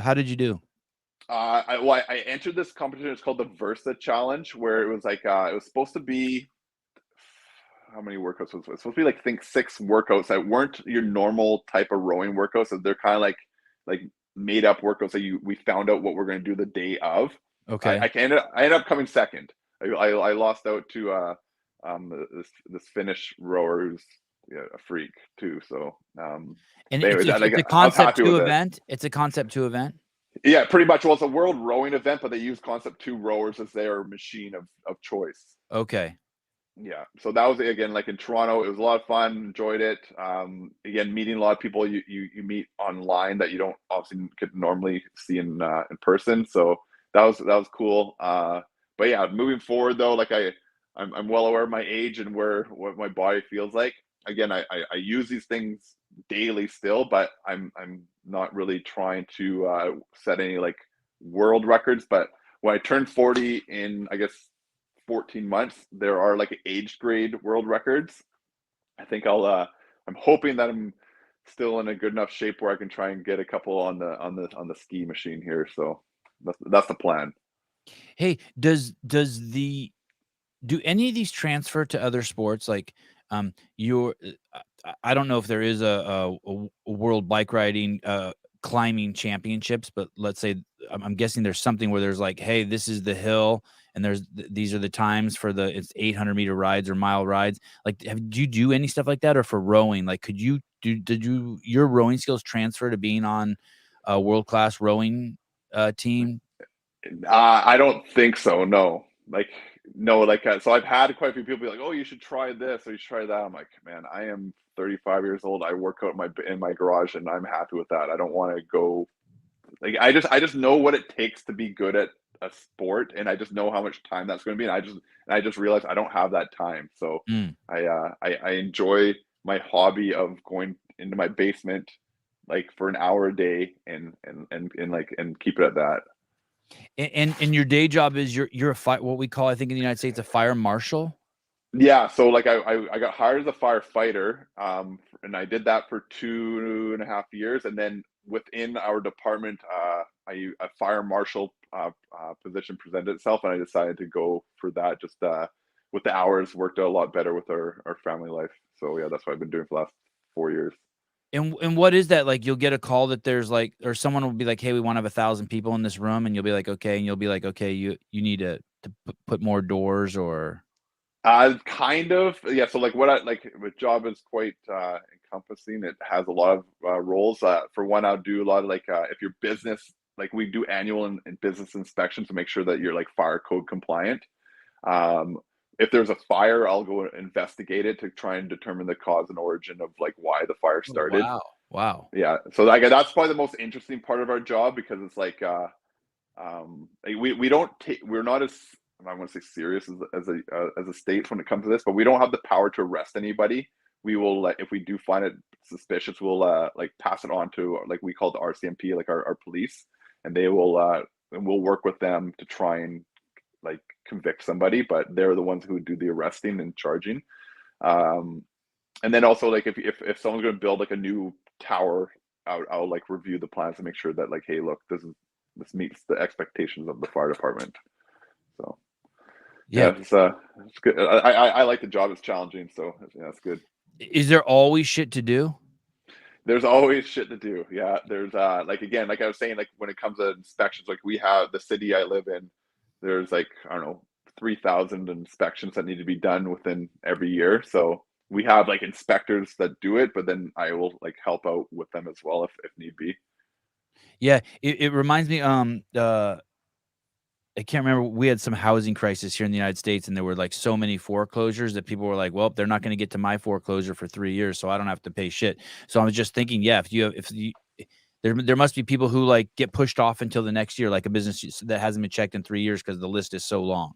Yeah. Actually, vacant houses are a huge problem up here. Well, I would say up here just because, but in general, just because that's where a lot of like homeless will end up like gathering, and usually all the utilities have been shut off. So then they'll create like a fire in the house to keep warm, and then ends up burning the house down. So those are something I have to deal with in terms of making sure like they're secure and stuff like that. Squatters. Yeah, squatters. Yeah. How did Canada ever? This country, I don't think, has recovered from the 2 years of giving people money and not making them work. Like we're fucking, and our major metropolises have turned into just basically drug addict camps. Do you get that? I don't follow too much what's going on in Canada. Yeah, like we're like your smaller brother, so whatever you guys do, it happens to us as well. So like, Toronto's a mess.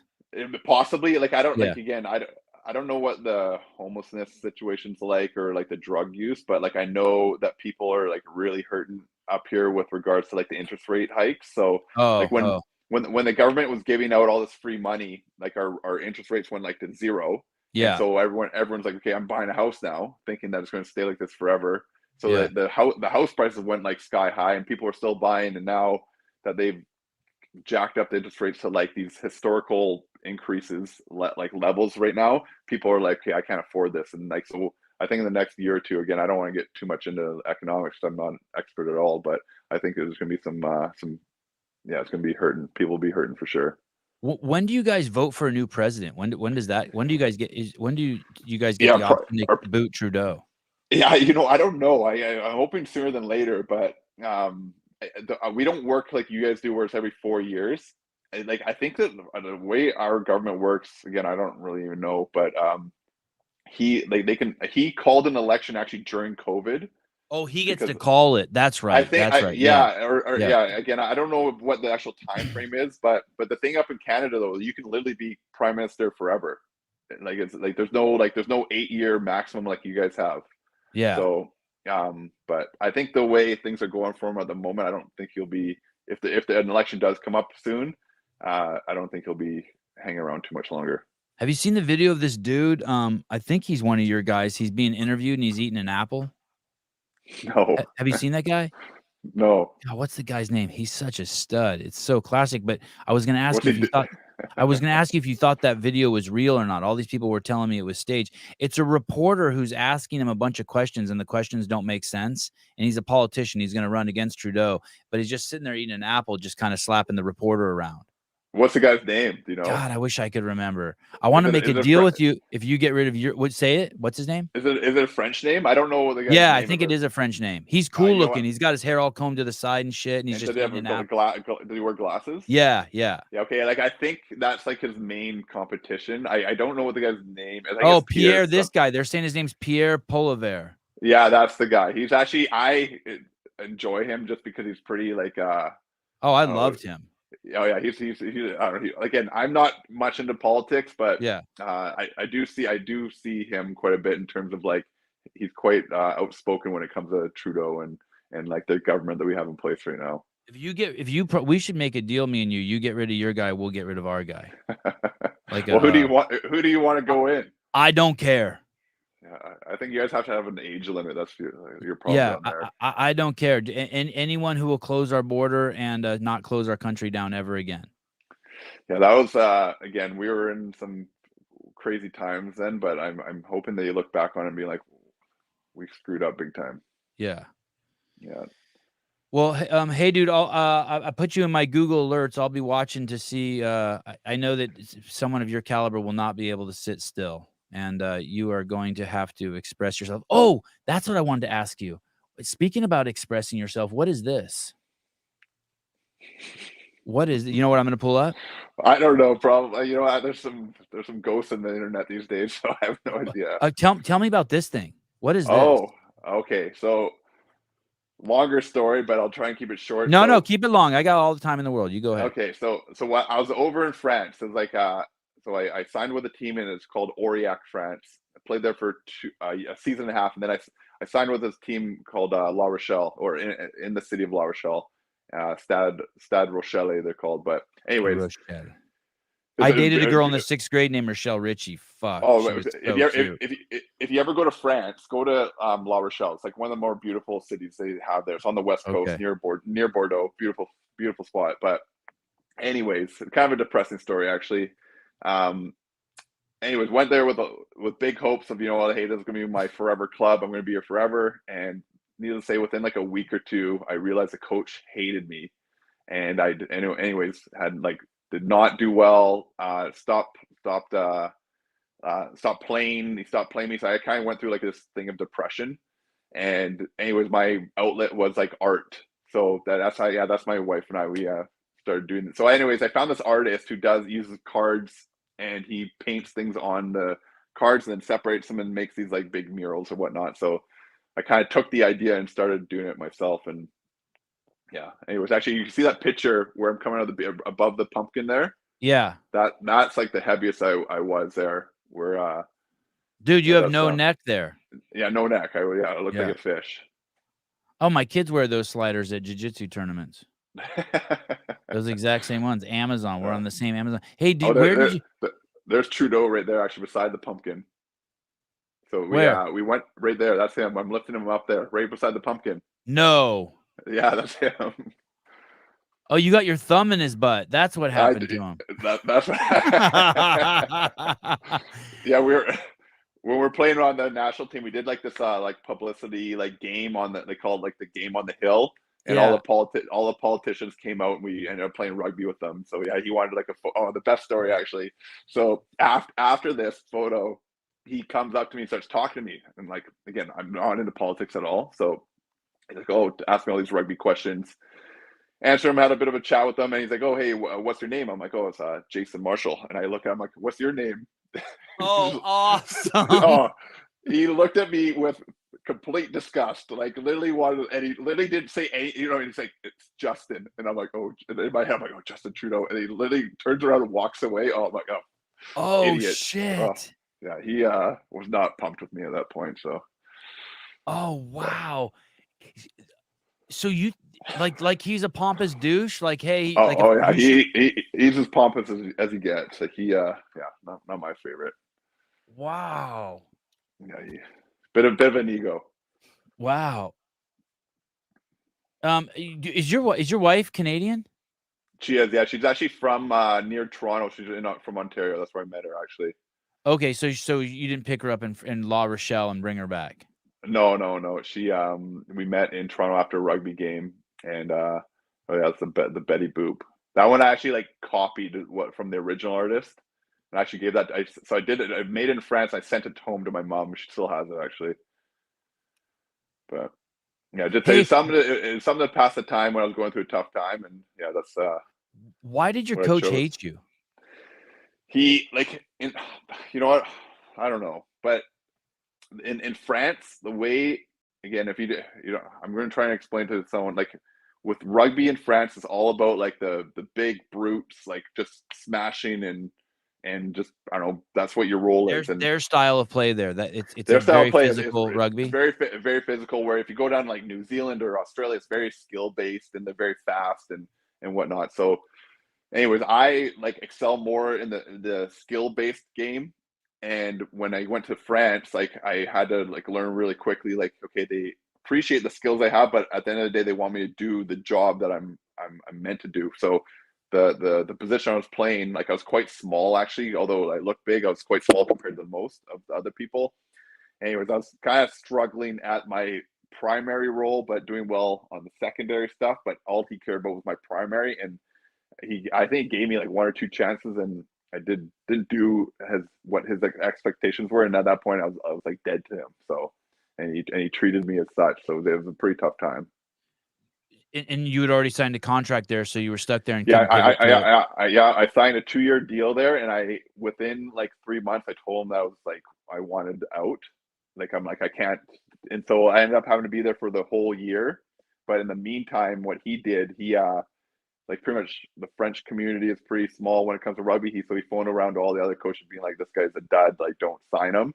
So I couldn't find another contract in France. And so that's when I went down to New Zealand for 6 months and played for a team down there and then did well. And then I ended up was able to get another contract in France. And so I went back. Shit. So he altered the course of your career. He did. He's one of those guys where if you have like a list of people like you'll always hate for the rest of your life, he's like at the top of it. So yeah, that's how I feel about him. A real douche nozzle. Hey, in that interview that I watched that you did, you guys were talking about CTE. Is that what it's called? Oh, like concussions. Concussions. I didn't know there were concussions in rugby. Because you guys don't play with helmets. I thought like basically you guys just avoided hitting each other's heads. Well, you try to because you realize that if you don't do or avoid hitting heads, but the things at the highest level. The game is so quick that it's very difficult to try and avoid a head contact, although you want to do so with your like to the best of your ability. But the thing is, the game of rugby is actually evolved quite a bit recently, just because they are so against. They realize it's such an issue that like any type of head contact, you're pretty much kicked out of the game. Is it head to head contact or is it knee to head or shoulder to head, arm to head, like head to head, like anything that involves like any type of dangerous play? Like the referee will a lot of times if you're playing at a higher level, they'll have like replay, so they'll replay like the whole like passage of the game and realize okay, he had like malicious intent Like he meant to hit the guy in the head, he'll be out. He's out. Where obviously there's accidental head contact where Right. you'll be penalized for 10 minutes. They call it a sin bin, so it's like a 10-minute break. Oh, But I then like that. you'll be able to so you'll be able to come back on after 10 minutes if it's like accidental. Does someone get? Are there head injuries every game? I wouldn't say every game, but it's a very common. It's not uncommon. Yeah, it's not uncommon. Like I've had my fair share, and I've seen some really horrific ones as well. Like it's part of a contact sport, right? Like you can't really avoid it. Yeah, it's crazy. I'm trying to think of outside of the combat sports. I'm trying to think of like a more risky sport because your head's not covered. I mean, And that's the thing. Like at a young age, they really emphasize like good technique when it comes to tackling. Like with football, you're literally just launching your body in front of the guy, like no matter what. But Right. with rugby, it's all about like trying to put your head to the side and aim behind him, but and hit with your shoulder. So you learn that at a pretty young age how to do it properly. Are you still doing the artwork? No, but No time. I do have projects on the go, but they're on pause right now with the kiddos. But that is something that like hopefully at a later stage in life I can get into just because I do enjoy it. Hey, I'm peeping at my notes, and I wanted to ask you a couple more questions. So Yeah, thank you.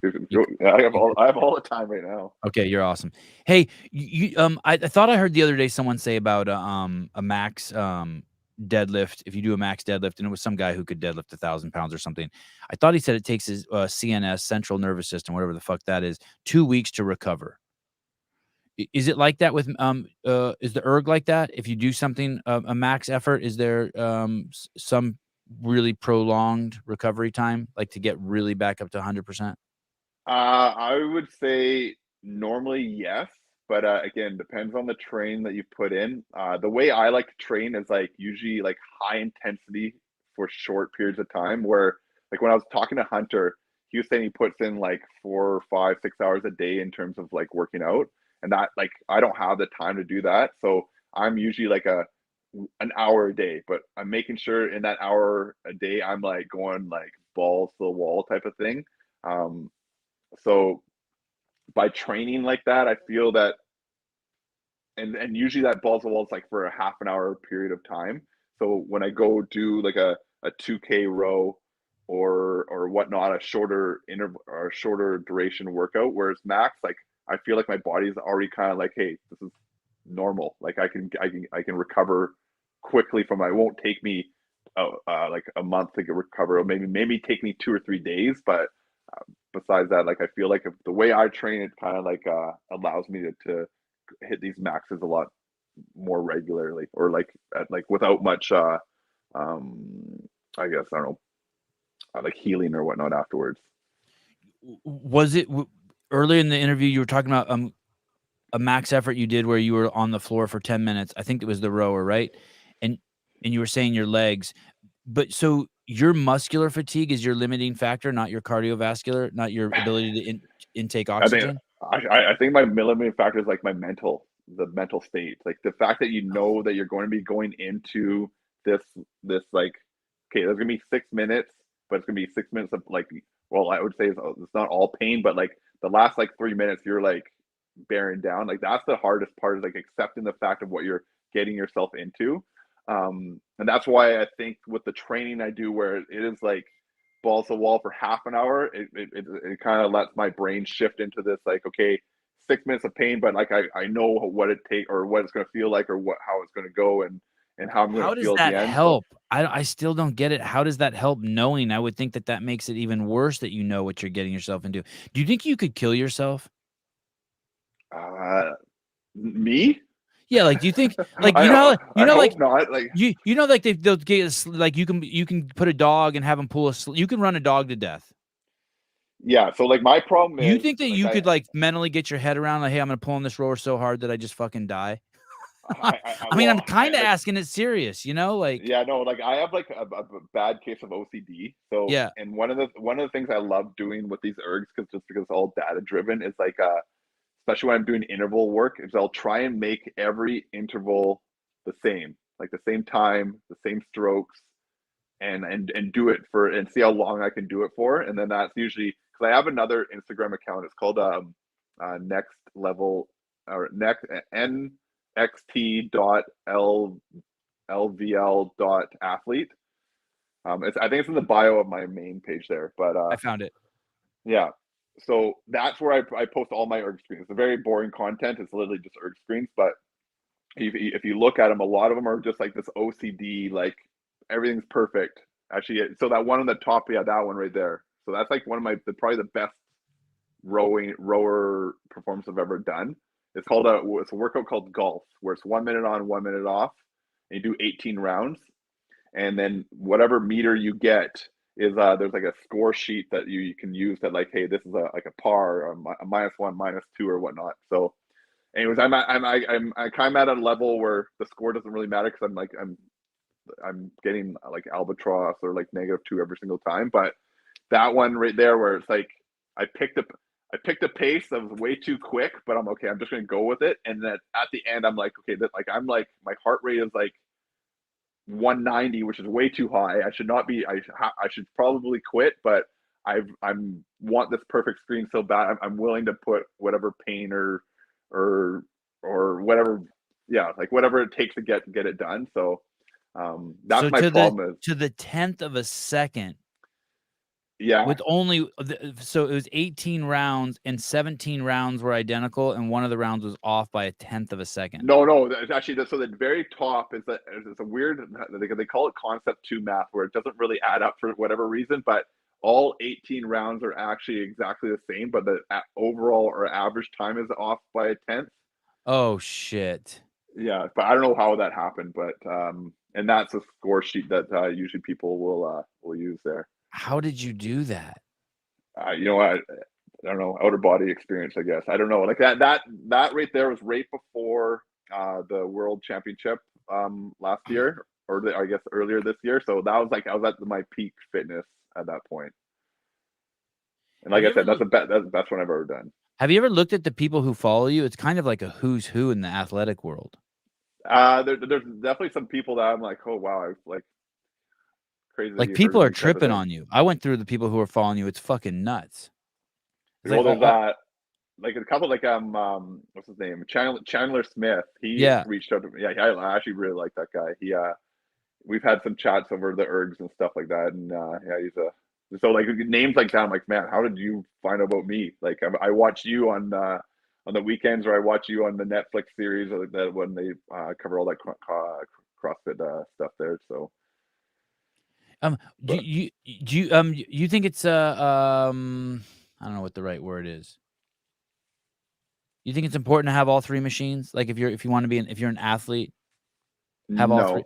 No. Which ones do you think it's important to have? Well, like I started off with just the assault bike, and like that's like you could say my first love was the assault bike, and then I feel like that like really like built the base for me to get to where I am now. But again, I love the rower as well. I don't use the rower nearly as much as I used to, just because like with my back issues. But now I like if I had the choice, if I could pick 3, it would be the rower, the ski, and the assault bike. Because I don't like I do because I actually like the assault bike for what you're saying when you just go for go easy or whatnot. Like I love the assault bike for that. Just to sweat, so you can yeah.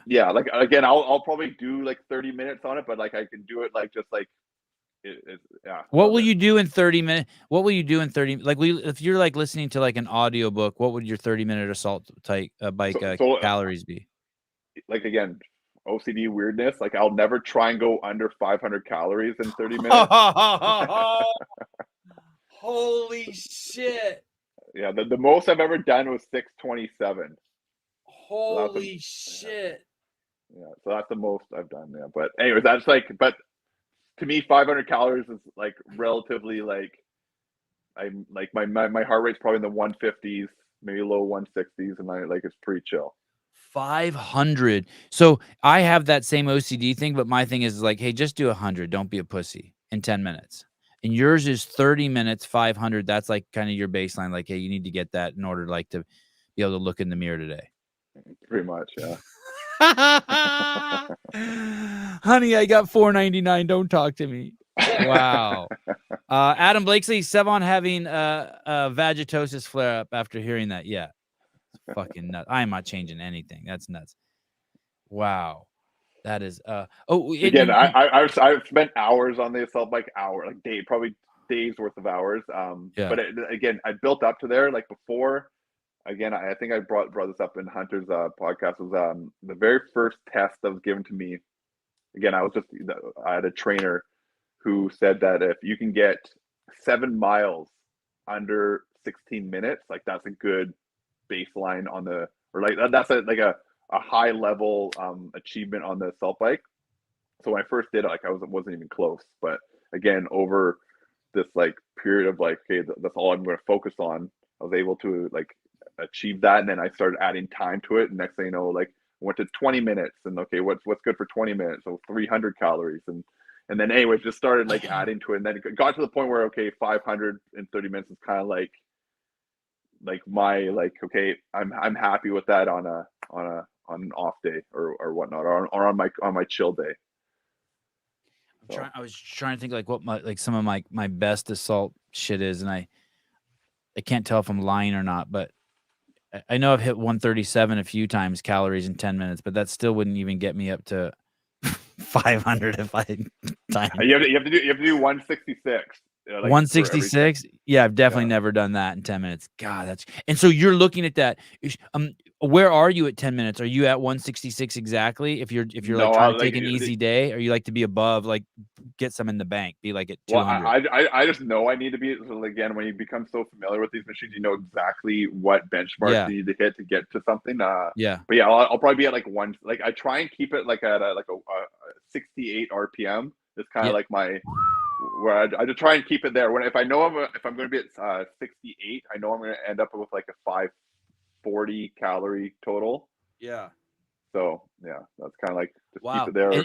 And so I keep it like at 58. Better than 48. Yeah. Well, yeah, exactly. You ever ride the assault bike backwards? I've been the last year. I've been riding it backwards like 5 minutes a day. No, just chill. I go super chill. Why do you do that? I don't know. Same reason I don't know shit about the damper. I just do it just chill, cool down, just because I feel like maybe some sort of symmetry, balance. Oh yeah. But I go really light. I don't want to hurt my knee or do something stupid, but I do ride it backwards. Okay, I'll try it because we have one at work. Like I actually had one. I had one for years, but I ended up getting rid of it just to make room for everything else in here. But wait, the assault bike like your favorite, and you got rid of it? Yeah, the only reason why is because I wanted to try and get that sub 6 on the bike. So I needed the bike. So anyways, I got rid of it. It was during COVID too. So like I literally got more money for it than I ended up buying for it. So or I sold it for more money than I bought it for. And then but now, well, I won that Rogue Challenge, that Enduro one, and they sent me an Echo bike. Oh. And I've always wanted an Echo bike, but again, I don't have the room for it right now, so I ended up getting rid of it. But that's something I'll probably, when I do have the room, I'm going to rebuy that back and use that instead of the normal Assault. The Concept 2 bike, I can't get my head wrapped around buying because I feel like shit. If I'm going to ride a bike, I might as well be using my arms too. And that's the thing. That's why I like the Assault. It's more of a full body. Right. But again, my wife likes the bike, so that's why she likes it more than the Assault. But that's kind of the other reason why I had to keep it or had to get rid of the Assault. You let her on your bike? You let her on your equipment? Yeah. She only uses the bike. That's what she likes. So I'm fine with that. You're a good dude. You don't tell her, hey, dude, this is a precision piece of machinery for setting world records. Don't touch it. Well, the thing is, you can calibrate it. So if I have to calibrate it, I just recalibrate it, and we're good to go. What about, you ever seen anyone cheating on any of these like records or anything? Like I heard like you could take like a fan blade out of like an assault bike and like make it easier, some shit like that, or turn the angles or some shit. Yeah, I think with these dampers, they if you cover like the hood or like where the fan is, I think that like gives you missed readings. Yeah. But again, there are so many people who accuse people of cheating just because like their scores are insane. Yeah. Either whether through performance enhancing drugs or they alter the machine in some way. I try and keep out of that just because, like, again, this is a hobby to me, and I try and like be as positive to the people who want to follow me or interact with me, and I don't want to try and call somebody out because like people have called me out enough times where I'm like, hey, this is like it brings a negative, I don't know, attitude towards this community that's supposed to be, hey, we're here to work out and have fun. So I try not to get involved with like accusing people of cheating, but like if someone wants to cheat and they're on something and then are able to look themselves in the mirror, they have bigger problems. You know what I mean? So. You should be careful going on podcasts where the host talks about boob size based on number of children and politics. You should. That's all right. You know what? It keeps it interesting, right? You're going down a very slippery slope here. You've opened a door. Well, brother, great meeting you. Hunter was absolutely right. You're a great dude and a valuable resource to people who want to get strong and use the ERGs and supplement them for all sports. They're great for supplementing for all sports, right? I mean, and injuries. So like if you have like a knee injury, like the ski is a great machine to get into. Like I know a lot of people have done that where they've like done ACL or whatnot, and they have to get some type of cardio in. So ski's good for that. The bike's good for our upper body injuries where you're just using your legs, right? So yeah, like they're good for rehab. They're good for all sports. Like I know fire departments actually use the ski to like replicate like movements that they'll use on the fire scene. So yeah, they're an amazing piece of equipment. They're built, you know, that Ford Tough saying or what you'd say, like they're indestructible. So yeah, they're awesome. They're well worth the investment for sure. C2 should send you out a couple new free ones or send you some money because I guarantee you this show will definitely sell them some with you on here. You know what? Well, I'm more than happy to be a paying customer just because like they have given me so much, right? So yeah, and they're a great company. They have great support. Actually, like I'm refurbishing my my ski just because it's a little worse for wear at the moment. Like I need new strings and new elastics and whatnot. And I remember, so I put an order in and I forgot to add something, and I contacted them quickly. I'm like, hey, can you add these things? They're like, oh, don't worry, we'll throw them in there for no cost or whatnot. So like those are and that's the type of thing that, like I don't think they even know who I am, let alone like they just do that as like they're just a good company. They know who you are. They know who you are. Hey, that dude Greg's like a student of the sport too. He's a cool dude, but he knows a lot of shit and a lot of people. Yeah, he's really involved with the CrossFit community, is he not? Like I feel like he's always at the CrossFit games, and like he's the one that brings or like introduces the machines and stuff. So he's pretty switched on, and like pretty well respected amongst like the whole CrossFit 2 community, right? So workout community as a whole. Yeah. So. All right, brother. Thank you. Have a great day. Congratulations on the 3 boys. Amazing. You're stoked. And if you ever need anything, I'm happy to see where you're at now with them and saying how good it is or like how rewarding it is. Dude, it's amazing. It's my whole life. It's amazing. Awesome. Yeah. All right, brother. Cool. Yeah. Well, thank you. Yeah. Well, thanks for having me on, and it was a pleasure meeting you. Yep. Have a great day. You as well. Okay. Take care. Ciao. Jason Marshall. ERG extraordinaire. I don't even know. I want a Stairmaster. I'm a Stairmaster. If I want a Stairmaster and then maybe a second TV in the garage, so I can put one in front of the assault bike and one in front of the Stairmaster, so I can watch football.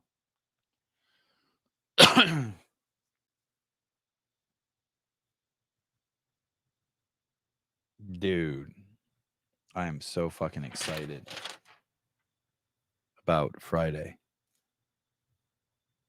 Dude. That's a cool guy, right? Jason Marshall.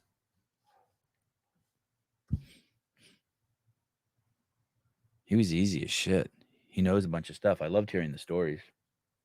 I want to call Susan and ask him, what's going on with Tyson?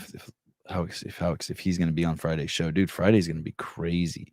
Friday we have the update show and we got Bill Grunler back. So that's cool. I haven't got Taylor to commit yet. I don't think.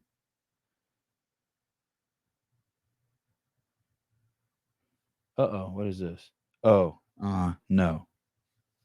Oh, the behind the scenes editors are asking for show notes. Oh, this is a good sign. That was a good chat. Nice meeting you. Oh yeah, for sure, dude. You the man. You're so cool, dude. What should I write to Jason? Dude, you are so cool. Thank you. Okay. So the editors for the behind the scenes.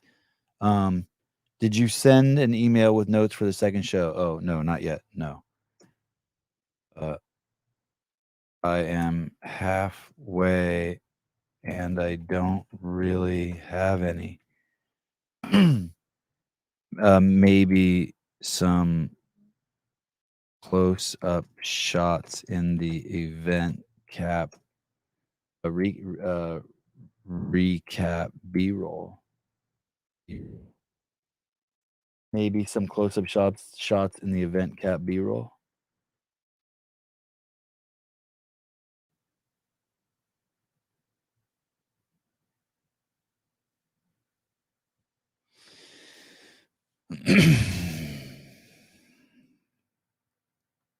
Oh, Friday. Sorry, Jethro. Friday. Yeah, sorry. That's thank you for asking. That's dumb when I talk and don't contextualize. So in the beginning of the show, I got a text message from Tyson saying he can't come on tomorrow because they have a game on Thursday. But and those of you, there were a bunch of people who DM me and were telling me that. But then he said Friday he could come on. So that means he would come on Friday after the game on Thursday. And I'm just loving watching him so much. It's like so awesome watching him play. It's stressful as fuck. Sevan, have you heard of the No Hate Tour? It's a collaboration between Marines and pro BMX riders. No. Oh yeah, he didn't know. He asked Justin Trudeau, "What's your name?" That's so awesome. Sevi, is the Slack block worth the money? If you're gonna use it, it's totally worth the money. I saw like and if you want to if you're gonna use it, it's totally worth the money. And if you're going to if you don't believe it too, or if like you want proof after you get it, take notes. Like try to set goals for yourself and take notes, and you'll be blown away at how fast you progress on it. That guy Jim Klopman came to the ranch with Travis, I don't know, a month ago, and they were fooling around with some shit, and then afterwards he came over to my house, and we fooled around with some shit, and yeah, it's cool. It's I love that. I love those things. My kids use them all the time. And here's the thing though with me too. So I say this with peace and love. I like new shit because I like to be motivated by it. I'm inspired by it. So if I get a new pair of shoes, I might start running more. Or like if I might not even want the Assault Runner, but when I get it, I'm going to do more. You know what I mean? Or I have like new shit will inspire me to just do. And I just like being inspired to do stuff. Inspired might not even the right word. Feel obligated because I spent money on something. So like,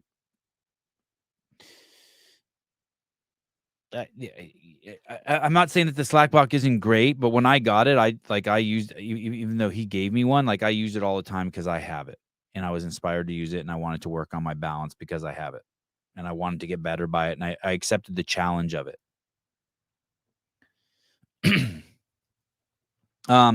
Jedediah Nelson, you need to have Greg on. He's the rep for Supercross, Motocross, MMA, and CrossFit. Oh, Greg Hammond? I know. I need to have him on. I thought he owned Concept too. He doesn't own the company? I thought he owned it. I assumed he owned it. I've known him. Fuck, dude. I want to say I met Greg Hammond in 2008. And I've had the interactions with him have always been 100, whatever that means. Sevi, RB's post. What's RB's post? I don't know what that means. Go back and read RB's post. Hold on. Ow. It's crazy how I have a guest on the show and you guys all of a sudden start just accusing him of doing steroids. Hello? Caller? Hi? Hello? Shit. Hold on. I don't know what's going on. Hold System settings, Bluetooth, disconnect. It's crazy that this thing always is like this. It makes my show a joke. Hello? Hi. Oh, a girl. Hold on. It's a girl. You're never going to believe this. A girl called in. Hello? Hi. Go ahead. All right, so just a question that's been talked about in the CrossFit space. You're a girl, right? You're a girl, right? That is correct. Okay.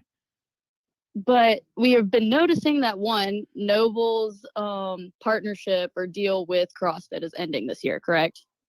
I don't have any confirmation on that, but I would suspect. I'm hearing that they basically are done. Like that company's folding. Right, that's what I heard because they sold the business, and this guy's like not into CrossFit, is what I'm hearing. And then I didn't hear that. Do you know who bought it? Is it like a dude who bought it, or is it a I have no idea, but I just Okay. heard that they're not CrossFit. And then watching the Rogue Invitational, I saw that the last 5 athletes in the last workout, all but one, Tia Claire Toomey, are tier athletes. Oh Do you think yeah. that Tiers swooping up everybody. the 2024 tier CrossFit Games? I don't think so. Usually what's happening is I think that this is like Nike, it's the same thing with Nike. Like they're going after athletes and not events. Okay. Which I think is a huge mistake. I think basically what it is they don't know how to use events. But you can That makes use sense. events and force the athletes to do things where you get what you need from the athletes without having to individually sponsor them. So I think they're just fucking up. Right. If there's any time to swoop, it's now, I feel like. If there's any time to what? To swoop in and steal the games from Noble. If Tier wanted it, they could have it. Right. Well, yeah, but I don't know what their budget is because they literally have every fucking athlete, right? But it will be weird if they have every single fucking athlete and then all the athletes are out there wearing Born Primitive shit. And Exactly. I haven't worn all of Tier shoes, but Tier shoes are the Born Primitive shoes are for me 1,000 times better. The pair of Tier shoes that they were kind enough to send me, I cannot wear. I cannot. My foot doesn't even fit in them. No, they're so fucking narrow. So I don't know how Tier Colton puts does them on. does not make a shoe small enough for me. Like I would love to buy it and try it, but they do not make. Yeah, they don't make. They start at size 6 for women. Oh, that's interesting because I saw Born Primitive. I wanted to get a pair of size 7s for someone, and they start at size 8, which is what size I am. I'm an 8. It's fucked up. There's a lot of small CrossFit athletes. Yeah. What did you think? Well, that's did all you I had to watch? pick your Did you brains watch out. the show with Jason Marshall? No. Oh, all right. That was the guy that was just on. You didn't see him? I mean, I saw like the tail end. I started tuning in when he said he biked at 500 calories. Yeah, in 30 Like, minutes. this guy's Like that's his standard assault bike ride. This guy's crazy. Yeah, just his standard. What's your standard assault bike ride? Like if you're just gonna get on, just like nobody, just a warm up. What would be yours?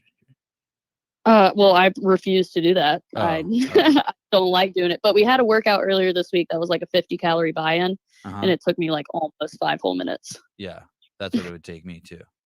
Are you an aspiring games athlete? I don't know yet. Oh, how old are you? 22. Oh yeah, you got time to figure it out. I know I don't have my like woman strength yet. That's the only thing. Yeah, but you better stop fucking around. Now's the time when you could do the drugs and then get off them when you're serious about it. Oh, I should look into that. Little butt pellets of testosterone. Yeah, butt pellets. All right. Well, I'll let you get back to. Don't trust anyone who wants to give you butt pellets. That's my advice. Sounds kind of kinky. Yeah. All right. Thank you. All right. Fun. Bye. Noble talk. No, I'm not sick. I don't know what's going on. Could be brake dust. I don't know. RB, you should host a Bears live watch party.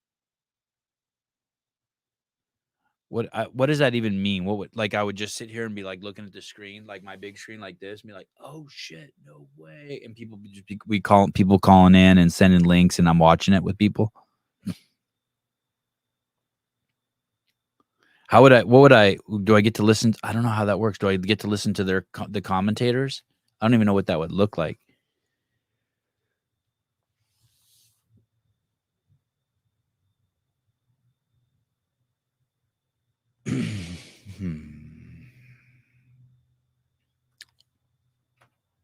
Okay. That guy's going to have 3 sons. He has 3 sons. He has twins. Oh, awesome. I wrote in this Tyson Bagent. Did you guys see Tyson Bagent's presser? It's very short this week. It was intense. You guys here, listen, you guys want to do something cool? Go over to this, look at this, I'm going to put do links work if I post them in the, go over, can you guys click that and go over there and, like, leave a good comment about Tyson? Be like, Tyson's the man. Is that unethical to ask you guys to do that? Jeez Louise.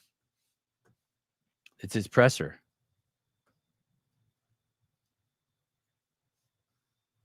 That is unethical to do that? To ask you guys to do it? Well, I don't care. Fucking do it anyway. Go over there. Look at. Let me see.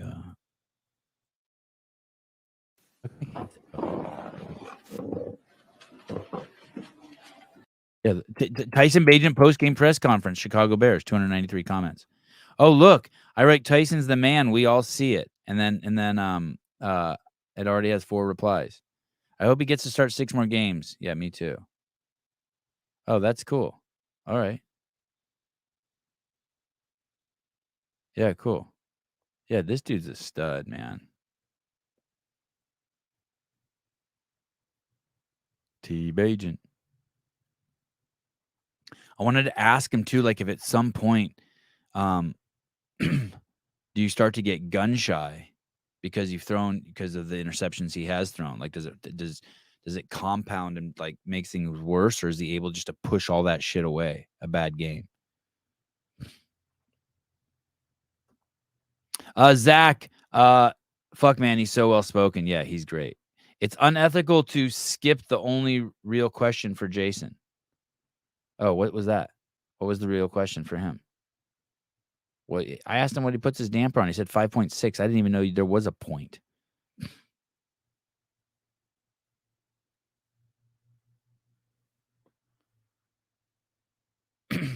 Krista Parham. Good to know I'm not the only 20-something-year-old girl watching. Yeah, but let me tell you, if you're a 20-something-year-old girl and you're watching the show, something's wrong with you. Something's wrong. You're not normal. Could be something's good with you too, but definitely you're not normal. You should be at some sort of rally and being offended by something if you want to be normal. Not over here just fucking getting desensitized by fucking junior high talk. Vittorio, this is Tyson's 3rd start in his career. No, I think it was his 2nd. People need to calm down. It's a huge learning curve. Fuck that. He needs to be doing good. I ain't giving him a pass on that. No learning curve.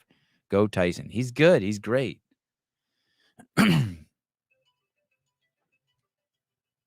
Oh. Can I call you back? I'm doing a podcast. I'm podcasting. Oh, cool. Absolutely. I know I can. Oh.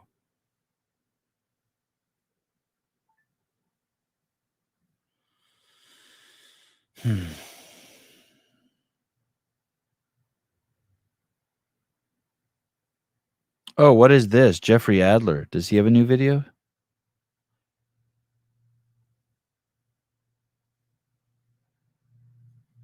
It took me to my own live call-in show when I clicked the link to Jeffrey Adler's. Oh, here it is.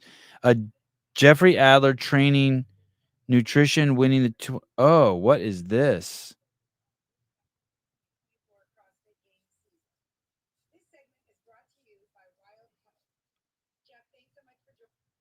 Oh shit, this is crazy.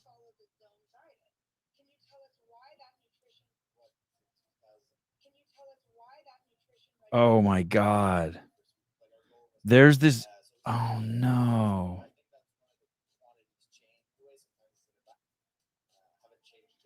Oh no. Confession, I'm a girl too. You're definitely not a girl.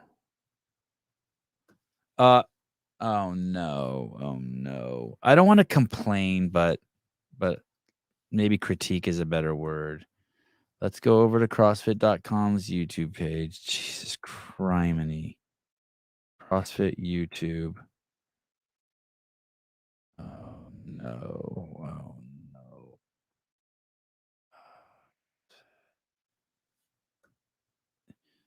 Okay, here we go. Brace yourself. CrossFit YouTube.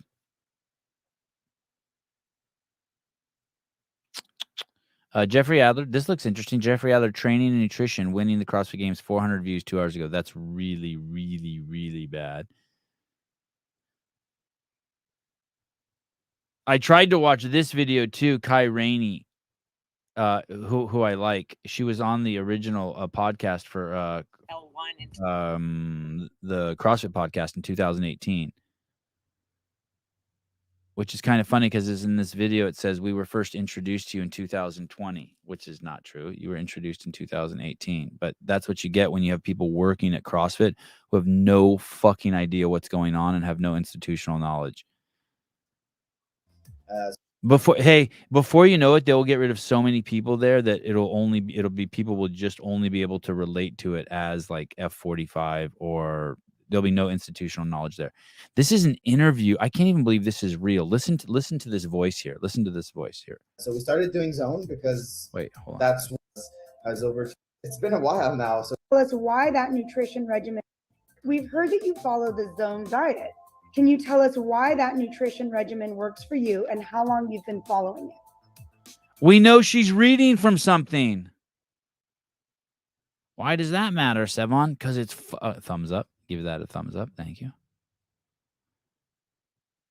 Because it's fucking weird. So diet. Because it makes it unauthentic. Jeff, Oh, it's so Annie Sakamoto.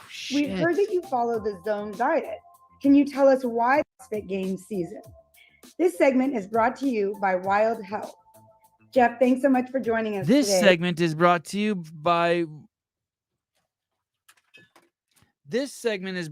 by Wild Health. Hi, Jeff.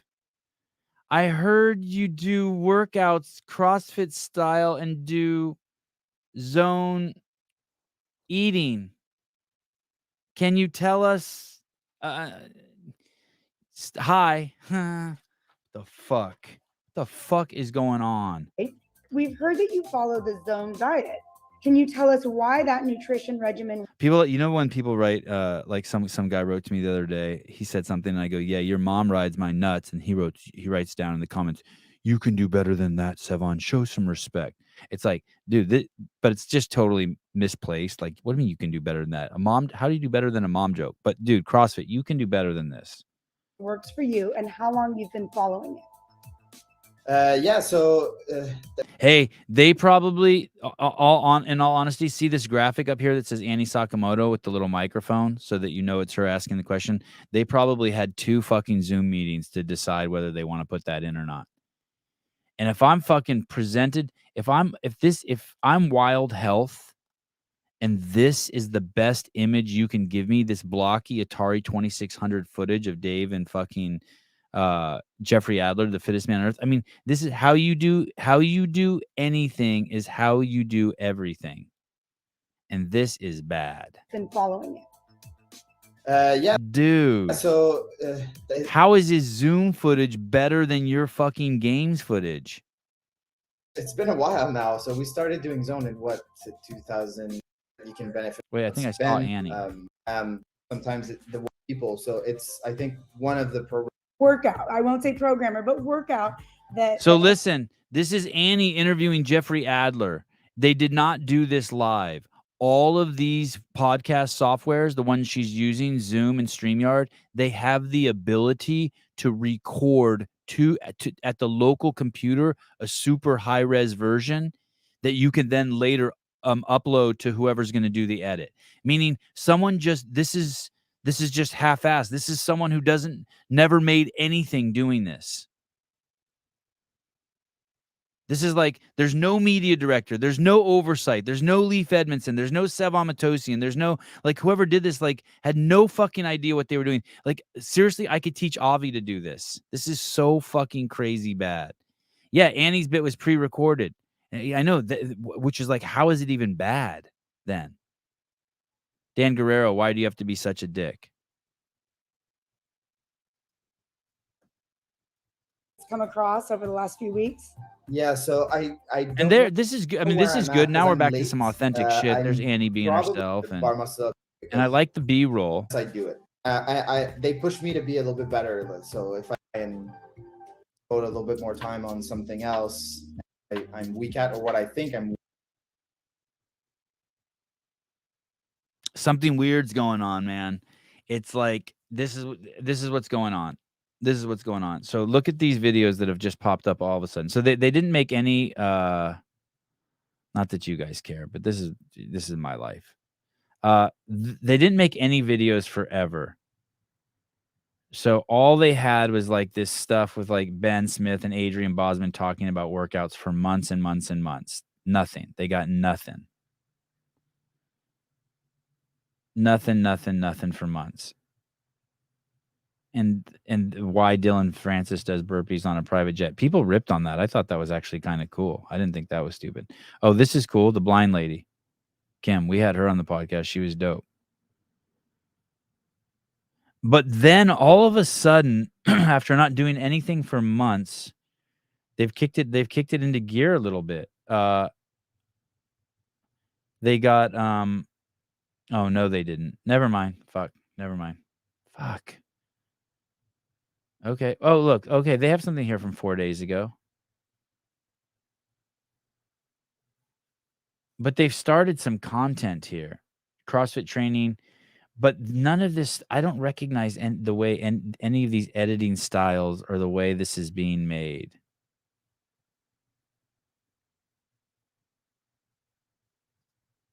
Anything else, man?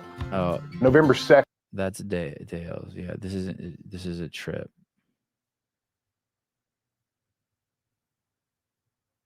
And that Kyrani one looks like it was made out of house. I wonder who's making these. If these aren't, I mean, they have no one there to make videos, so these must be being made out of house. They feel there's like this cheesy commercial feel to them. Weed and tobacco. Weed and tobacco. I like that one, actually. The Small Town Strong one's good. Oh, that's the trailer for the documentary. L1 and 23 penny, you get so Oh, okay. To achieve a certain Okay, level. so okay, I see what's going on.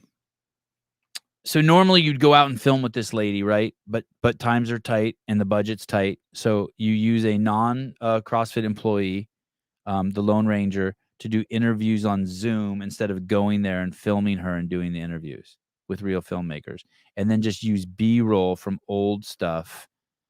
Okay, I get it. I get what's going on here. Wow. Wow, this is like flipping a house. They've taken old content and repurposed it, but with cheaper materials. Meaning instead of going and refilming with her in person, they do it Zoom. Wow, interesting. Okay, all right. Man.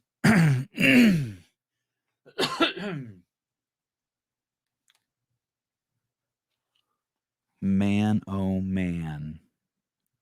Put out some media, Sev Dog. I am right now. What are you talking about? I do every day. I just did that interview with Jason Marshall will have a greater effect on the community than everything that they do on than 10 of their employees will have.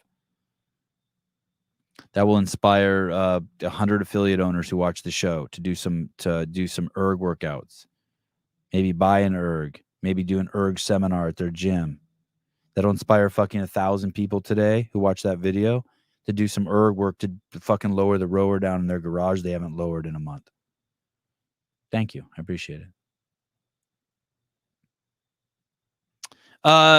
Zach, 49, would you still affiliate right now if you were opening a gym? Do you have any faith in the ship being righted? Also tell Souza to read his text.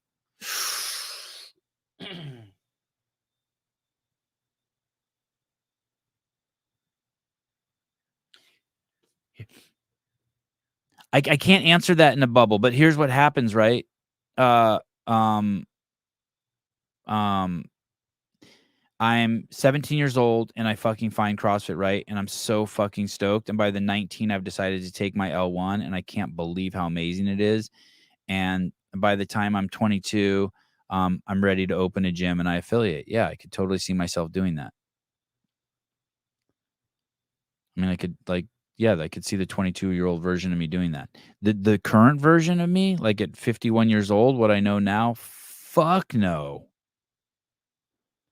But I'm like a special person. Like I'm special in the sense relative to the ding dongs there. Like I can do everyone's job. I can do 99% of everyone's job at CrossFit HQ better than they can. And they all know that. Why the fuck would I fucking pay them an affiliate fee? There's no fucking way. I know more about the business than anyone there probably, except for maybe one person, two people. And I say that with peace and love and all fucking humility. Yeah, the L1's fucking amazing. Yeah. But if I'm some like fucking kid and I find CrossFit and I'm affiliating. But not someone like me. Dude, I went to Egypt and watched them extract a Jewish racer. I know shit.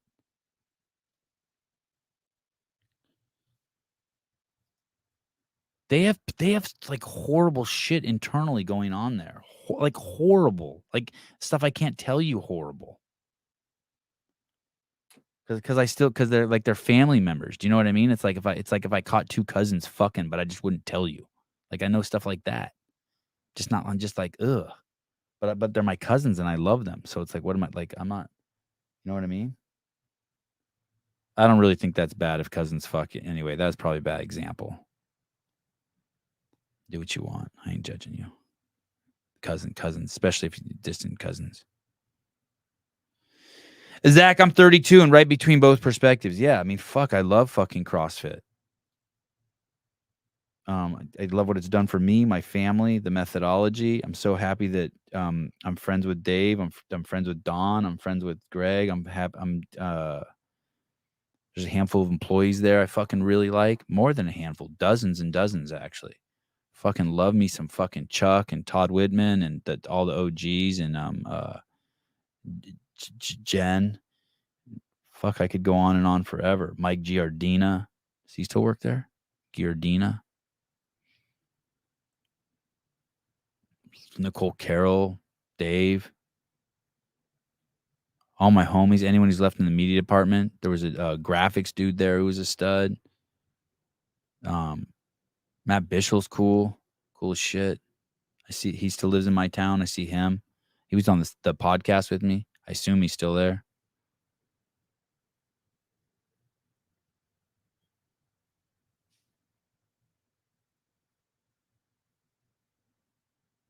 Oh, Audrey. Fuck. I love me some Brian Friend CrossFit.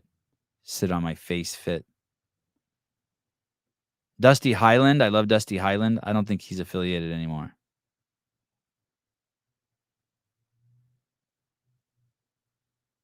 When can we open a Sevi affiliate?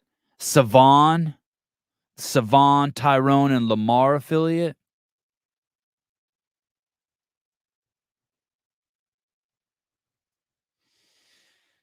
What a stupid son of a bitch. Speaking of Tyson, earlier, I put $100 on him. That's a great profile photo. How come I never talk about your profile video? Look at that. That's so much emotion. Speaking of Tyson earlier, I put $100 on him to score on that game 2 week ago and came back to find I made $1,400. No shit. Can you call in and tell me about that? I want to hear the sneaky details. How did you do that? Like through an app, or you call like a dude in your neighborhood? You called like Lamar? Oh, Pimp Fit.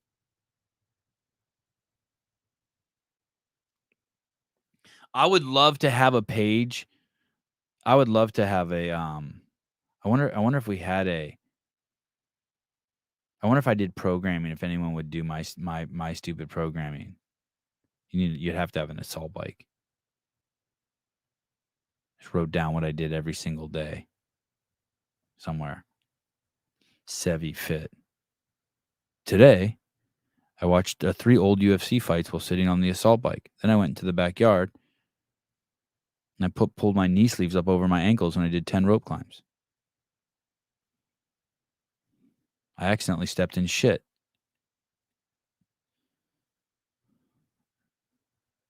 Lamar isn't a bookie? What do you mean? What ethnicity is the bookie? Or race? Is it Jew? Jew, dude? Mr. Berkowitz, I want to put 100 down on the white trash kid from West Virginia, Tyson Bagent. Please, Mr. Berkowitz. Yeah, him. The D2 kid that everyone's got their tongue up his ass. Yeah. Please, Mr. Berkowitz. 100 on the Tyson Bagent boy. Oh, Italian. Oh. So not a Berkowitz, not a Jew?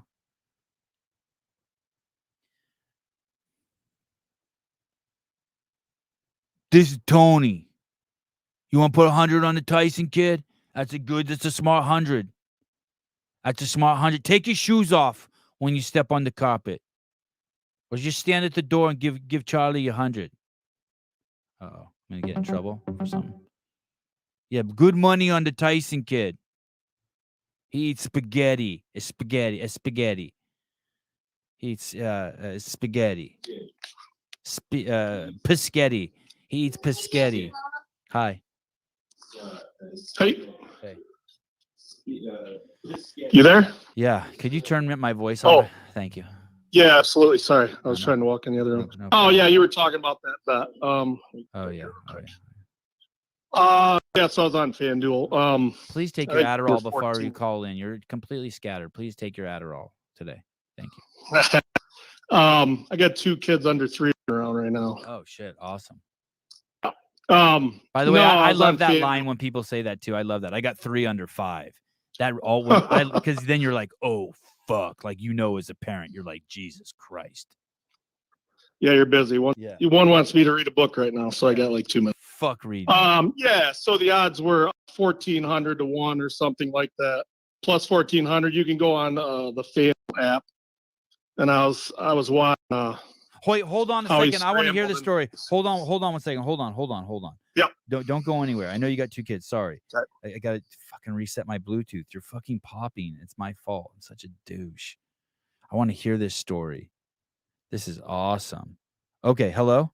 Okay, go ahead. So you give me the juicy details. So you're like, okay, I heard about this Tyson kid from the Sevan podcast. I have a gambling problem. Do you have a gambling problem? No, not really. So I do. I like to bet 1 time a week, and I'll pick a player or pick a game. I like the Wolverines, but they have problems right now. So I was going with what state are the Wolverines? That's football also. Michigan. Okay. Yeah, we're in Michigan. Oh, that's college. That's college. Yeah, correct. Okay. So I want pro. And I was looking around, and I watched in that first game he played, and I'm like, well, he's pretty quick on his feet, and he's a rookie, so I'm kind of predicting or guessing that at some point he's going to score somewhere. So I went to bed early that night after putting that bet. I think it was plus 1,400. Put $100 on it. Why did you go to bed early? Why did you go to bed early? Well, I have an affiliate up here, and I had to be in to coach at 5. Okay. Yep. So 3 or 4 days later, I go on there and I'm checking some of my numbers, if anything ever went through, and I just so happened to notice there was plus 1,400 in my account. Wow. So I was like, oh, where did that come from? Yeah. So I think it was the only one where it was 28-7, I think, and he scored the only touchdown in that game. So you put naturally you put 100 down, and then it was like you got 14 times back. Yeah. Yeah, so it was on FanDuel. An app you can put on your phone. Wow. Hey, does your wife know you have that app on your phone? No. Yeah. Hey, dude, I had a crypto app on my phone.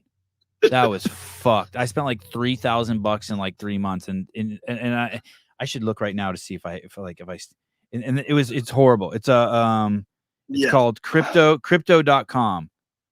It says, do you want to allow crypto? I'm going to check. I haven't checked my I haven't checked how much I'd lost. probably I can't even get into the account. I'd lose a few. Yeah, I'd lose a few privileges if she caught that one. Yeah, okay. But no, hey, I'm up 1,400. Let's just say that. Wow, that's awesome. Are you gonna Yeah. bet? Are you gonna bet on him again? Well, I did add to the Hiller bet. I think it's a plus. Oh man, it pays out 11. So I put 100. Correction earlier, I do have 2 bets in. I put them on for. Wait, for the you're only rookie of supposed the to do year. one a It's week. bit You're of only a- supposed to do one a week. But this one, if you don't get into this one, this is to win rookie of the year. If you Okay. don't get in on this one early enough, if the odds start to change, Yeah. your profit goes way down. So Hiller posted that he put on that, so I put in for that one too. Damn. That So- one will pay out real good if he makes it. So he corrupted you. Your email address is confirmed. Please proceed to verify your number. Tap anywhere to continue.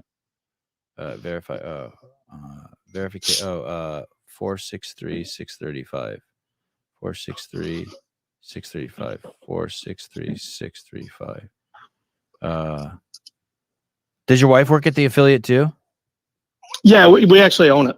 Oh, that's a. Oh, look at. Yeah. Yeah. So here it is. I put in like $3,000, like I don't know, 2 years ago, and now it says I have $422. Fuck that. Oh.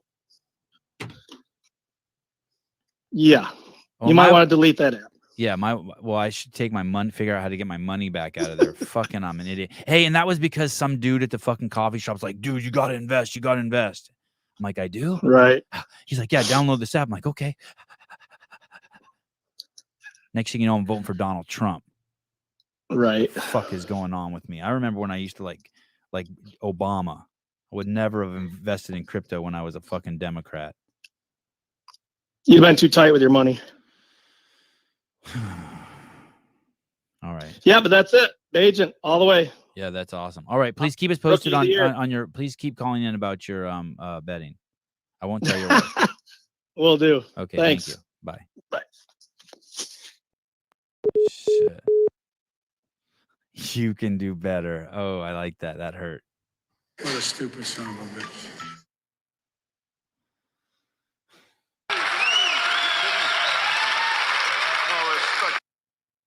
That's it.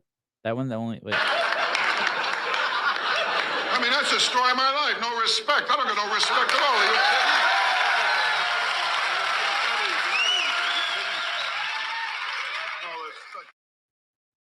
You guys know who that is? Rodney Dangerfield. Dude, long term, Ken. Ken says, Sevi, you have to stay in for long term. You have to stay in for long term. That's what my wife tells me. A little bit longer, buddy. Or sell it and take the loss, and you get to write off the loss on taxes. Oh. All right. How the fuck can you say bye-bye to this guy when he's telling us fucking a great gambling story? I have no respect for the people who say hang up. You and David go fuck yourselves.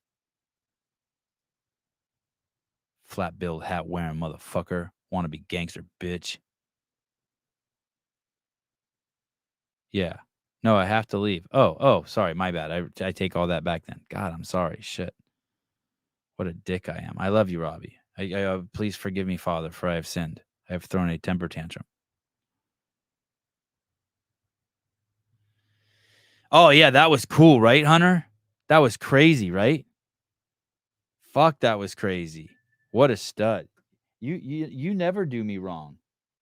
You fucking hooked a brother up. Yeah, that was cool. He was a great dude. Man, what a savage. I'm so sorry, Robbie. That was completely... Now you know what my wife has to deal with. Just fucking fly off the handle like that. Just totally misunderstood what you said. My goodness. Hey, Hunter, how quick was he to say when I was like, yeah, so the world records you set on the rower. He's like, I haven't set any world records on the rower. I mean, just like he's just on the straight and narrow. That dude didn't get to do all the crazy banging you get to do either. Like, he found a hot chick and like stuck with her. Dude, think about that. You're a world champion and you banged a lot of chicks. A lot of dudes can't do that. They got to get on the straight and narrow.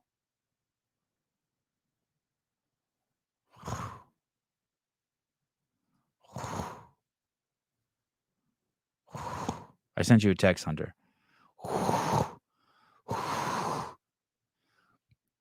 Excuse me.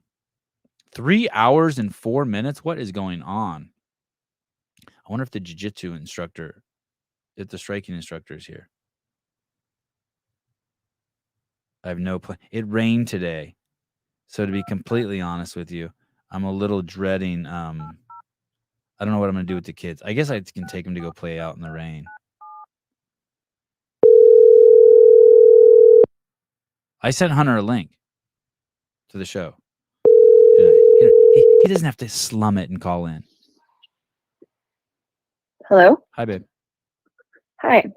Hey, is McKenna here? Yes, I just texted you. I have to leave soon. Oh. But if you need her, Are you she's here. Are you going to the Free Palestine rally? How'd you know? Sorry, I didn't mean to. I didn't mean to. That I know that struck hard. It's weird. I have these crazy physical reactions whenever I hear that stuff, even if it's a joke. Generations of persecution that have Like occurred. Generations of persecution that have occurred in your and those are your brethren. You were channeling my ancestors. You were separated in the Bible. Isaiah, that whole story with Isaiah. You and the Arabs are brothers and sisters, and you guys have been separated, and it's painful for both of you. I get it. Painful times to be separated, and now you're fighting with your siblings. Okay, enough of this heavy shit. I love you. I'll be in shortly. I'm doing God's work. I'm doing God's work. Okay. Am I in a loop? All right. Bye. What? Bye. Bye. Bye. You want to say hi to Hunter? Hi, Mom. Hi, Mom. Sure. Hey, what's up? Miss Nice you. to Bye. hear your voice.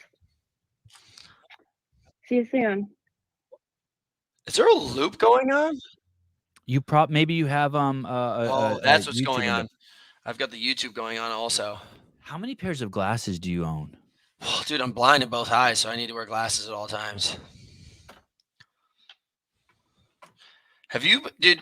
How well did the Rogue Invitational go for you? And I was wrong. I was really wrong. I feel bad about the Laura Horvath thing. She beat Tia. I was wrong. Oh, what was your take on it? I thought Tia was just going to come back and smash because she just got it in, like, just basically beaten to her bones at this point. But maybe she just got to get a little bit of grit back. And, you know when, like, you, like, scrape your knee and then your dad comes over and rubs sand into the cut? No, I don't know. No, I don't know that. No, I don't know that. You had a soft dad then. Maybe she needed that. Maybe she needed someone to rub a little sand in her cut. And that's what's going on right now. Oh, so you're saying metaphorically that Laura rubbed sand in Tia's cunt. Is that what you said? Did you use the word cunt? Cut. You're adding extra letters in there to try to Sorry. Yes. No, I wasn't actually. I thought I actually heard that. I actually thought I heard that. I know my mom's at the gym Wow, working Cole out, so Schwartz coming in here asking if George is my new sugar daddy. Cole's upset because I've got this bitch and ass sponsorship with his company represents, and Cole basically gets sponsored by his dad. And he has to take beer cans out of trash cans and recycle them to keep his rent money. Do you know what kind of children you and Laura Horvath could make? She's a thick-bodied woman. I don't know how I'd handle that so well. But I think we make beasts. Are you kidding me? I've seen some of your OnlyFans girls that you date. They are fucking. You dated some bowling balls. I'm here for the adventure, okay? Dude, Laura is amazing. She has a I think perfect. she's a very pretty girl. Yeah. I've never actually met her face to face. I've never met her face to face. So I can't. And have you seen her brother? Is he a beast? Dude, he's a specimen, dude. Really? Is he a Oh CrossFitter? He is he's a CrossFitter. He's just too big. He's massive. He's not massive like who's the self-help speaker? Tony Robbins, but he's got some of that going on, like that, the giganticism shit. Like Christoph's got a head that he's got a huge head. Can you get me a picture of this dude? Yeah, he's a hunk. He's probably just crazy pussy magnet. Let me see Christoph Horvath. I'm into that, dude. And he's very nice. He's a Very gentleman. into that. Oh, dude, how do you use BirthFit as a sponsor? Do they coach you through morning bowels? What do you guys use them for? No, but they align with my values when it comes to Birthing children? Birthing children, raising kids. Look at this fucking guy's mandible, dude. Look at this guy's fucking jaw. Oh, This I could handle that, dude. This picture is courtesy of the Morning Chalk Up. He looks like a toddler. He looks like a toddler who's really excited at daycare. That guy could be handled. Look at real his quick. fucking hands. It's kind of creepy how you're looking at this guy. I'm not looking at his cock and balls. I was trying to give credit to the person who took the picture. The height machine.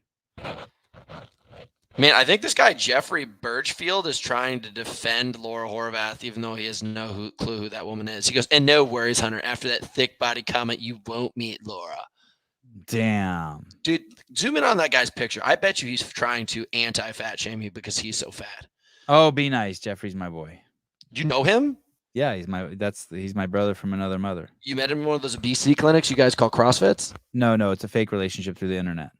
I like that. Sometimes you got to keep those things alive because you just ain't getting it at home. You got to create false sense of relationships on the internet, which I have too. Simultaneously What are you drinking? chugging. We were in the 69 there for a minute. Paper Street Coffee. I love Paper Street. They sent me some coffee just recently. I have a Starbucks sponsor. Okay, hold on. What's the nicest gift you've ever got from a fan? That thing is really dope. Someone got that made? I cried, dude. I cried. I wept like a baby. They had it delivered to my house, and my wife brought it into me in the middle of a show without telling me. But that morning when I came in to do the show, there was a box of Kleenex on my desk, and I don't allow Kleenex in my office because I have this paranoia that people are going to think I come in here and masturbate. So I don't want any Kleenex in here. And I saw a box of Kleenex in here, and I was like, what the fuck is that? That's weird. And then my wife came in the middle of the show and handed me this, and she said, "Your listeners bought it for you," and I cried like a baby. Wow. Crazy, right? Heavy, dude. Yeah. I had a fan of mine just gift me a Louis Vuitton passport case with my initials in it. And then she also wrote me a very, very nice card with all of these quotes of like champions and great thinkers. It was one of the nicest gifts I've ever got in my entire life. I got a Louis Vuitton passport case once. It was a used one that Greg was had retired and gave to me. That's just kind. Were your initials in it though? No, his initials were. So what? So what? He still likes me. Doesn't make me less cool than you, Hunter. He just came onto Mark Bell's podcast, and I think he stirred the pot a little bit there. Yeah, I thought it was good. Did you like it? Did you listen? I watched a little bit of it. I mean, I've always been a really big fan of Greg. I think what Greg did was amazing, and ever since, it's like this. You know, when like the Roman Empire like has like a certain kind of family running it, and they've got like a couple hundred years of just like a great setup, and then all of a sudden like the one leader goes, and then after that empire starts to fall. I think that's kind of what happened with CrossFit. As soon as they beheaded Greg and a lot of the people surrounding him, and then they started to put it in the hand of other people, they're like, we know how to do this thing. It's been ever since. What do you think about this term institutional knowledge? Define that for me. So, for instance, they just made a video, and in the video they said, here's Kai Rainey. She owns an affiliate. She lost 100 pounds. You were first introduced to her in 2018 in this video. And I'm watching that video on CrossFit that they made a couple weeks ago. But really, I know, because I used to work there, that she was actually introduced to CrossFit community in 2017 and 18. And they were off by 2 years, and they didn't have even the right video. And so there's like millions of little things like that. You know what I mean? About institutional knowledge. Just like maybe like where we came, why we used the zone, or, just things like that. And as you fire people, you don't have that institutional knowledge. Well, I bet you, I don't know, maybe I'm talking out of my ass, but I bet you the majority of the people in the company do not know the core principles of where CrossFit came from, and or have ever even tried the zone diet, or right. How many of those people actually in the office have actually done CrossFit these days? Right.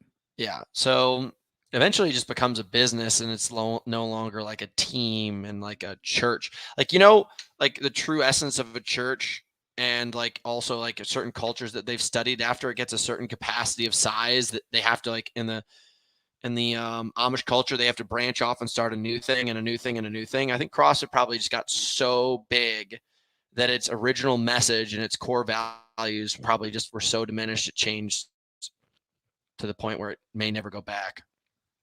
Hey, I'm gonna ask you a really stupid question. Yeah. That Last Supper, someone in the audience will know and probably whoop my ass. That Last Supper, when Jesus had his Last Supper, were those all the apostles? Yeah. So all the apostles knew Jesus. All of them met him at some point. They were touched by him. Let's just see who Is that true? was at the Last Supper. The picture's great. It was the apostles. Yeah, they're the 12 apostles, his disciples. Who was the guy who turned his back on Jesus? Who do you think was the number one person that actually was the one to push out Greg? Judas. No one pushed him out. He decided, thanks for what you do for the CF community. Oh, yeah. You're very welcome. Interesting. That dude just won $1,400 betting on Tyson Bagent. On Tyson versus who? Tyson is a quarterback in the NFL, and he bet $100 that Tyson would score in a game, and then got paid $1,400. That's pretty good. Yeah, that's crazy. And he didn't even know it. I don't really gamble that much. Me neither. I'd be terrified of it. Do you take your no one pushed him out, by the way. He sold the company. Well, you know what I mean? He could have kept it and just been like, he could have been like, fuck you. I'll wear a fucking I know, but I think it was kind of like I think it was like a forced sale. No. You don't think so at all? You don't think that a lot of people were like, Greg, you need to get out of here. Greg, you need to go. Greg, you need to go. No, not one person said that. One person, I did hear a message. Julie Fouché called Greg and left a message on his machine crying, Greg, I think you're going to have to sell it. I'm so sorry. Will you sell it to my boyfriend? Really? I mean, I'm paraphrasing, but it was crazy. Why? Imagine walking out to your car in the morning, your TRX, and there's someone fucking on the hood crying, Hunter, you have to give this to me. I know you love it, but I love it more than you. And so you have to give it to me. It was like that. It was crazy. From Julie Fouché. Yeah. Nice. Just a bawling. I have it. I have the message somewhere. I grabbed a recording of it. I have it somewhere. It's fucking absolutely batshit nuts. The fact that someone thinks that they could. Once you get into the effort zone, you should play all these tapes. Yeah. I should. Yeah. Just a thought. Where are you gonna? I'm in this weird ground space, right? Like I want to keep it real, but sometimes the best way I can keep it real is like, hey, I just can't tell you how I truly feel on that, or I can't share that with you because like I'm just too much of a pussy, and that's as real as I could be. Like, ooh, I don't want to tell you this because then I fucking won't be able to do this, this, and this. You're probably gonna have to play the game for a couple more years to the point where you're at such a size, like Yeah, Alex Jones. Yeah. Alex Jones. Why Alex Jones? Why can't it be someone else? Okay, whatever, Please. dude. I know you don't like Alex Jones, but he is one of the realest dudes out there. He says whatever the fuck he wants. Whether or not it's true is a question. Hold on. I want to tell you who I want to be. Like I feel like even Joe Rogan. Why can't I be is like Kate castrated. Moss? Or Cindy Crawford when I get to Cindy Crawford's size? I don't think Cindy Crawford tells it how it is. Does she? I'm not worried about her telling her how it is. I just like her. I just want her status. Oh yeah, can I be like Kanye? Thank you, Dan. Thank you. Fuck Dan. That makes up for all the shit negative shit I think about you. Dude, I don't like if you want to be Kanye, but you have he lost a lot. As long as you're willing to lose it all, then you're cool. Are you willing to lose everything you have right now financially? Probably not. No. You're not in that effort state. No. I'm just saying. I'm right so on you the think verge. So you think my trajectory is to sell out even like I just sell out more and more until I'm like Paula Abdul. Until you're like Oprah rich, and then you can do this from like you get one of those called SpaceX satellites to basically broadcast from like a farm of you in the middle of nowhere doing the same exact show, then you're safe. Yeah, yeah. Where are Have you? you really in been out? Malibu? I'm in Malibu. I've got literally 2 weeks until I go compete in London, and then I got another week past that, and I compete in Stockholm. And I'm just a fucking tank right now, dude. I'm gonna smash it. So you tried to break the world record with your buddy for the tandem high rocks. The tandem high rocks. Yeah, I think we broke the record, but I'm not allowed to get into details about it. It's whatever. Oh shit! Oh shit! Oh shit! It's bullshit. It's fucking bullshit. I'm perfectly. I love you as a friend. First of all, since I do love you, I want to tell you, December 10th to the 17th, I would love to see you and hang out with you for that entire week if you're around. Are you going to be in Southern California? No, I'm jetting back from Europe, so I'll be over. Okay, well, at least I get credit for inviting you. Now, listen, let me paint the stage. I found out you were going to go over the Atlantic to try to break the world record for the tandem high rocks, which you hold the world record for the individual, which you've set many times. Yes. And people argue that you're one of the fittest men who's ever walked on the planet, and it's an easy argument. It's not like it's even hard to defend. Everyone hates you, love you, want to fuck you. They all know you're the best at some shit. You're a wild man. Not that really anyone hates you. Now you set your sights to, I don't know why, but you thought, I'll find another guy who's really good and we'll set the world record for tandem. And so you went to Europe. And when I heard about this, I went into panic. I'm like, fuck, he's going to do this in 4 days. I want to talk to him before he goes. We had a great time too. Shower him with some love. You came on the show. We showered you with some love. You felt it. You got all warm. I saw you. We now dominated. You're back. What? We absolutely dominated. I don't have the data on it, but the thing that I'm led to believe is that these courses are getting so big now. When we first started racing and setting these records, there was like 20 sleds and 20 SKIERGs. Now there's like 60 sleds and 60 SKIERGs, and there's a non-measured time between what's called the rock zone and the stations. So they don't measure your stations; they just measure your station time. And I don't know, man, but we were fucking flying. And if we missed it, I'll accept it. But goddamn, were we flying? We were okay. So bear with me here because I don't understand this rock zone shit. So 3, 2, 1, go. Only one of you goes. Yeah. And then you get. We both go. We both go. You both run. I don't know how this math doesn't add up, but I was tracking everything that we were doing, and it just doesn't add up. But here's how it works, and I'm not going to argue about it. I'm just going to tell you how it is, and we lost is all I'm going to tell you. We lost. We didn't get the record. We won the race. You both go out, run doubles. You do 2 laps. You come in. I start the SKIERG, do 500 meters. Then my partner does the SKIERG 500 meters. However you want to break it up. You go back out 2 laps, both of you together, come back in, sled push. Go out 2 laps, sled pulls. Are you wearing a chip? Are you wearing a chip? Yeah, we're chipped up, everything. And are there split times and shit? Like people are at each station, it's tracking your shit? Yeah. Okay. So basically there's timing mats everywhere. So it's very accurate. But the thing is the organization of the courses are different because of every single arena is different.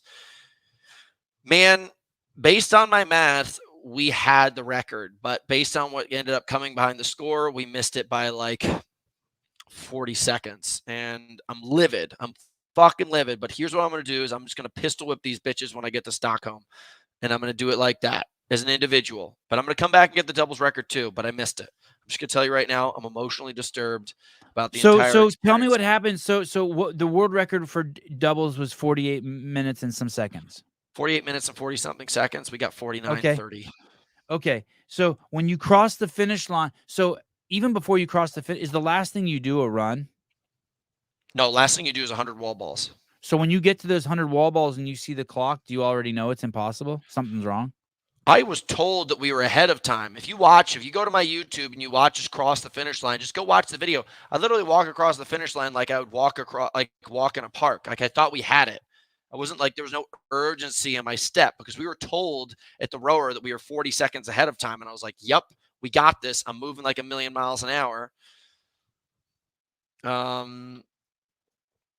don't know what happened, man. By the way, anyone from High Rocks who's watching this, like they should be happy. This is what a sport needs. A sport needs this type of fucking Look intensity. that video right there. That This one. one? To Birmingham. Yes. Yeah. Double Go all the Oh, way to I'm- the end. Okay, hold on. This is gonna be good. Look how young you look here. You look refreshed. Go like about like maybe like last 10% of the video. You watch us doing a little bit further back, further, right there. I Look right really there. wanted to watch you drink water. I was thirsty.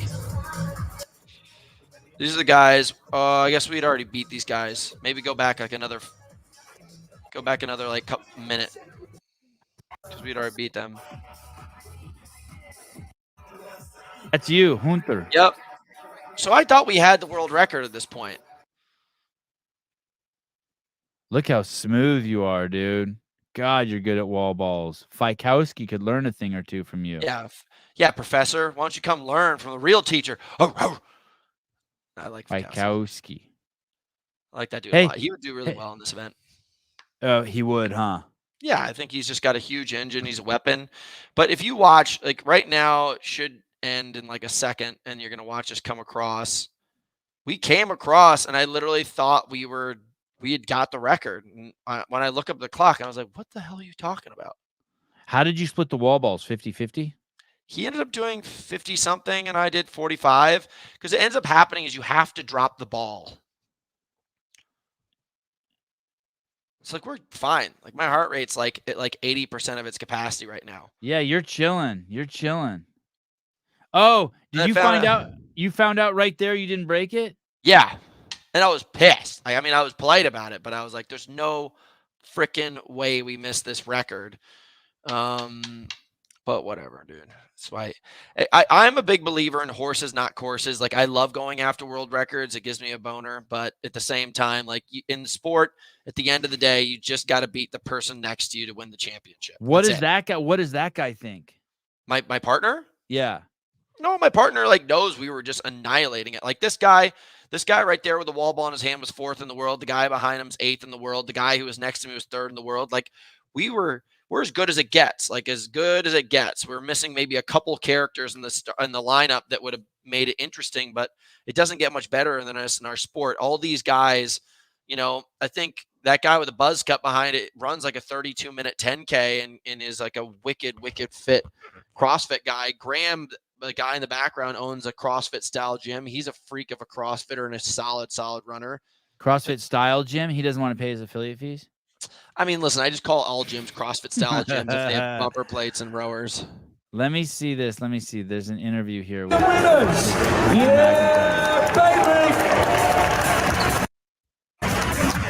Jake doesn't feel really good.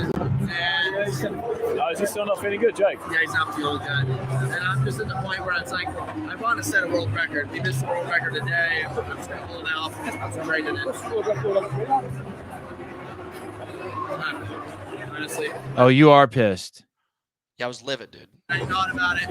It's pretty good. I'm not a sore loser. I'm just I'm very determined. So I wasn't sore. Like I shook everybody's hands. I respect the fact that the guys still hold the records ahead of me, but you fucking better know that I'm gonna do all the work in the world to destroy them next time. Nobody has a damn chance this season. So what do you think? What do you think happened? The timer was off. The running was longer. You think something was wrong with the course? I'm convinced that the running is longer because if you go and look at our times from this, where you're not really having to do as much work, so you're much fresher to go into runs. Yeah. My run times were slower as a doubles athlete by 15 seconds than they were for me as a singles athlete, which is crazy. It's crazy because also the doubles weight is lighter. We do lighter weight. So it's silly, but I don't know. I'll figure it out later. You watch me do the real job when it comes to like London and Stockholm. Stockholm. Hey, would you have not be doing those if you didn't miss the world record on this one? No. I have to start the season off. Like I think it's always fun. I think it's always fun to just get a couple races in. Then I really like to disappear in the middle of the season and take as much time as it is necessary to like get in really freaky shape. So I'm building my whole season off of like a cycling platform and trying to I'm studying all these cyclists and talking to all these cross country skiing coaches. I had this guy, Eric Murray, on who you should have on your show. The dude is the most winningest rower of all time, I think. 2-time Olympic gold medalist, and he had like 8 world championships in a row. Don't Tell take me me his wrong name. about Eric Murray, Murray. The coolest bro. Like, he's a freak, dude. He holds a 135 to a 132 on the rower for an hour. Eric Murray. I'm 6'7". He's 6'5", I think.